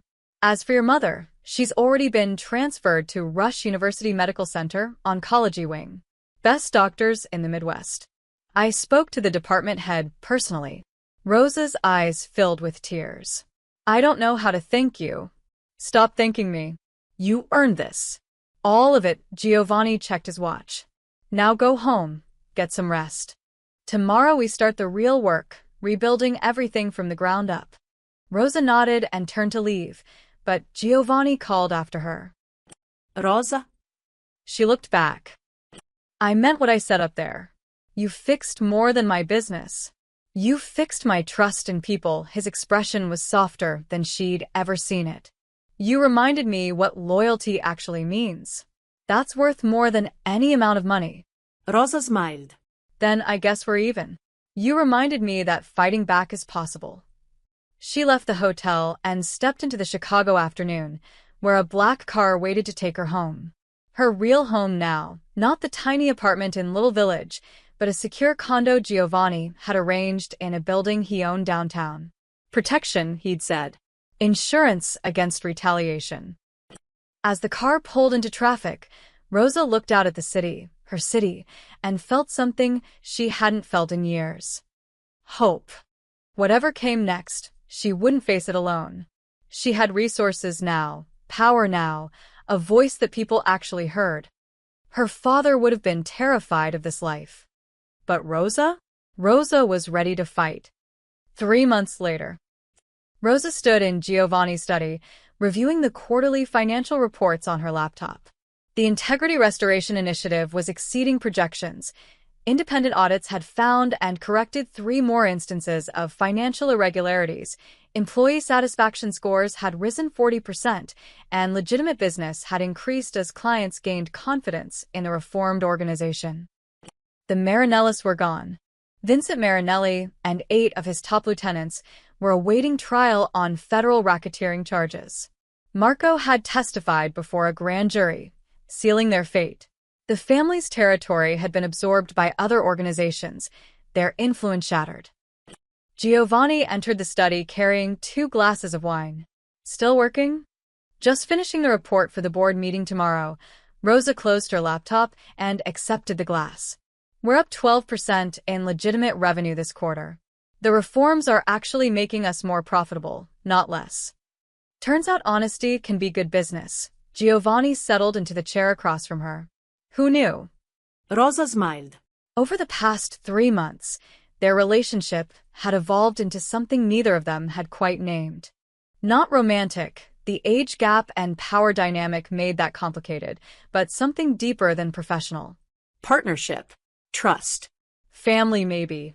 How's your mother? Giovanni asked. Good. The new treatment is working. Doctors say she might have years, not months. Rosa's voice caught. She cried when I told her. She thought she'd never see Carlos get married, never meet grandchildren. Now she might. And Carlos. Loving his new position. He called yesterday. They're designing a new quality control system for the garage, something revolutionary. He's thinking of patenting it. Rosa laughed. My brother, the inventor. Who would have thought? Giovanni raised his glass. To second chances. Rosa clinked her glass against his. To second chances. They drank in comfortable silence. Outside, the November wind rattled the windows. Winter was coming early this year. I want to show you something, Giovanni said suddenly. He stood and extended his hand. Come with me. Rosa followed him through the mansion, down the marble stairs, through the foyer with its crystal chandelier. Giovanni grabbed 2 coats from the closet and handed her one. It's cold out. They walked through the grounds, past the fountain with its stone lions, past the manicured gardens now brown with approaching winter. Giovanni led her to the front gate, the same iron fence where he'd found her that rainy night in August. "Remember the spot?" Giovanni asked. Rosa touched the cold metal, remembering. The rain, the desperation, the feeling that her world was ending. "How could I forget? I drove past here tonight, just like I did then. And I thought about how much has changed." Giovanni stood beside her, looking out at the quiet street beyond. "That night, I thought I was doing you a favor. Being charitable. Helping someone less fortunate. You were." "No," Giovanni turned to face her. "You were helping me. You just didn't know it yet." Rosa's breath misted in the cold air. "What do you mean?" "I'd become exactly what everyone accused me of being: cold, calculating, isolated. I trusted no one, cared about nothing except maintaining power. My organization was rotting from the inside because I'd surrounded myself with people who only told me what I wanted to hear." Giovanni's voice was quiet but intense. "Then you showed up, refused to accept the easy story, demanded the truth even when it put you in danger. You forced me to look at my own business honestly for the first time in years. I was just trying to save my brother. You were doing what I'd forgotten how to do, fighting for something that mattered more than money or power. Family, integrity, justice." Giovanni placed his hands on the gate. "This house was built on secrets and fear. People loyal to me because they had no choice, because they were afraid of what would happen if they weren't. That's not loyalty. That's captivity." Rosa understood. "And now it feels different. You said it yourself 3 months ago. This house finally feels like it's built on real loyalty.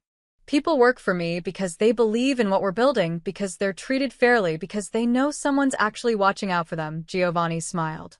"You did that, Rosa. You rebuilt my entire organization from the inside out."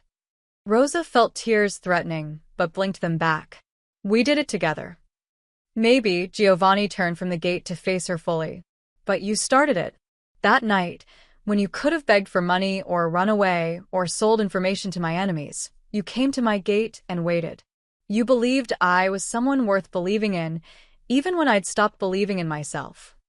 I didn't have anywhere else to go. Yes, you did. You had 100 other options. But you chose to trust me." Giovanni's voice was rough with emotion. "Do you know how rare that is? Real trust, not bought or coerced or threatened. Someone who sees exactly who you are, the good and the terrible, and still chooses to stand beside you." Rosa's throat was tight. "Giovanni, I'm not asking for anything," he said quickly. "I'm just saying thank you. For that night. For every day since. For reminding me what I built this empire for in the first place, to protect people, not just profit from them." The gate stood between them and the street, iron and solid. But it didn't feel like a barrier anymore. It felt like a choice. The choice to stay inside these walls, protected and protected by them. The choice to be part of something larger than themselves. "That night, I thought I was saving someone broken," Giovanni said softly, echoing the words from months ago. "Turns out, you were rebuilding me." Rosa looked at the mansion behind them. Lights glowing warm in the windows, smoke rising from chimneys, security quietly patrolling the grounds. It wasn't a fortress anymore. It was a home. "You know what's funny?" Rosa said. "My father always told me to stay away from men like you. Said they destroyed everything they touched." He was right. He was wrong. Rosa turned to Giovanni. "You don't destroy everything. You just needed someone to remind you how to build." Giovanni smiled, a real smile, the kind that reached his eyes and made him look younger. "So what happens now?" Now. Rosa pulled her coat tighter against the cold. "Now we keep building. We make this organization something people are proud to work for. We take care of the people who take care of us. We prove that doing business honestly isn't just possible, it's profitable. Ambitious." "You hired me for my ambition." Giovanni laughed, a genuine sound that echoed across the grounds. "That I did." They stood together at the gate for another moment, watching the street beyond. A car passed, its headlights briefly illuminating them before continuing into the night. Somewhere in the city, life continued. People fighting their own battles, making their own impossible choices, hoping for their own second chances. "Come on," Giovanni said finally. "It's too cold out here, and Mrs. Chen made lasagna. We should eat before it gets cold." They walked back toward the house together, leaving the gate behind. As they climbed the steps, Rosa looked back one last time at the spot where her old life had ended and her new one began. The gate stood solid and unchanging, but everything beyond it had transformed. Giovanni paused at the door, one hand on the ornate handle. "You know, this house has been here for 80 years. My grandfather built it, my father maintained it, I inherited it. But it never felt like home until you started fixing it." Rosa smiled. "Buildings don't make homes, Giovanni. People do." "Then I guess this really is home now." He opened the door, warmth and light spilling out into the cold November night. "Welcome home, Rosa." She stepped inside, and the door closed behind them, not shutting the world out, but sealing something precious in. Outside, the mansion lights flickered against the darkness, no longer a fortress of secrets, but a beacon of possibility. A place where a housemaid became an executive, where a crime boss learned integrity, where loyalty meant more than fear. A place where, against all odds, broken people had rebuilt each other into something stronger than they'd ever been alone. And it had all started with one desperate night at an iron gate, when Giovanni Russo found his maid sleeping on the street and discovered she was exactly what he needed to save himself. The end.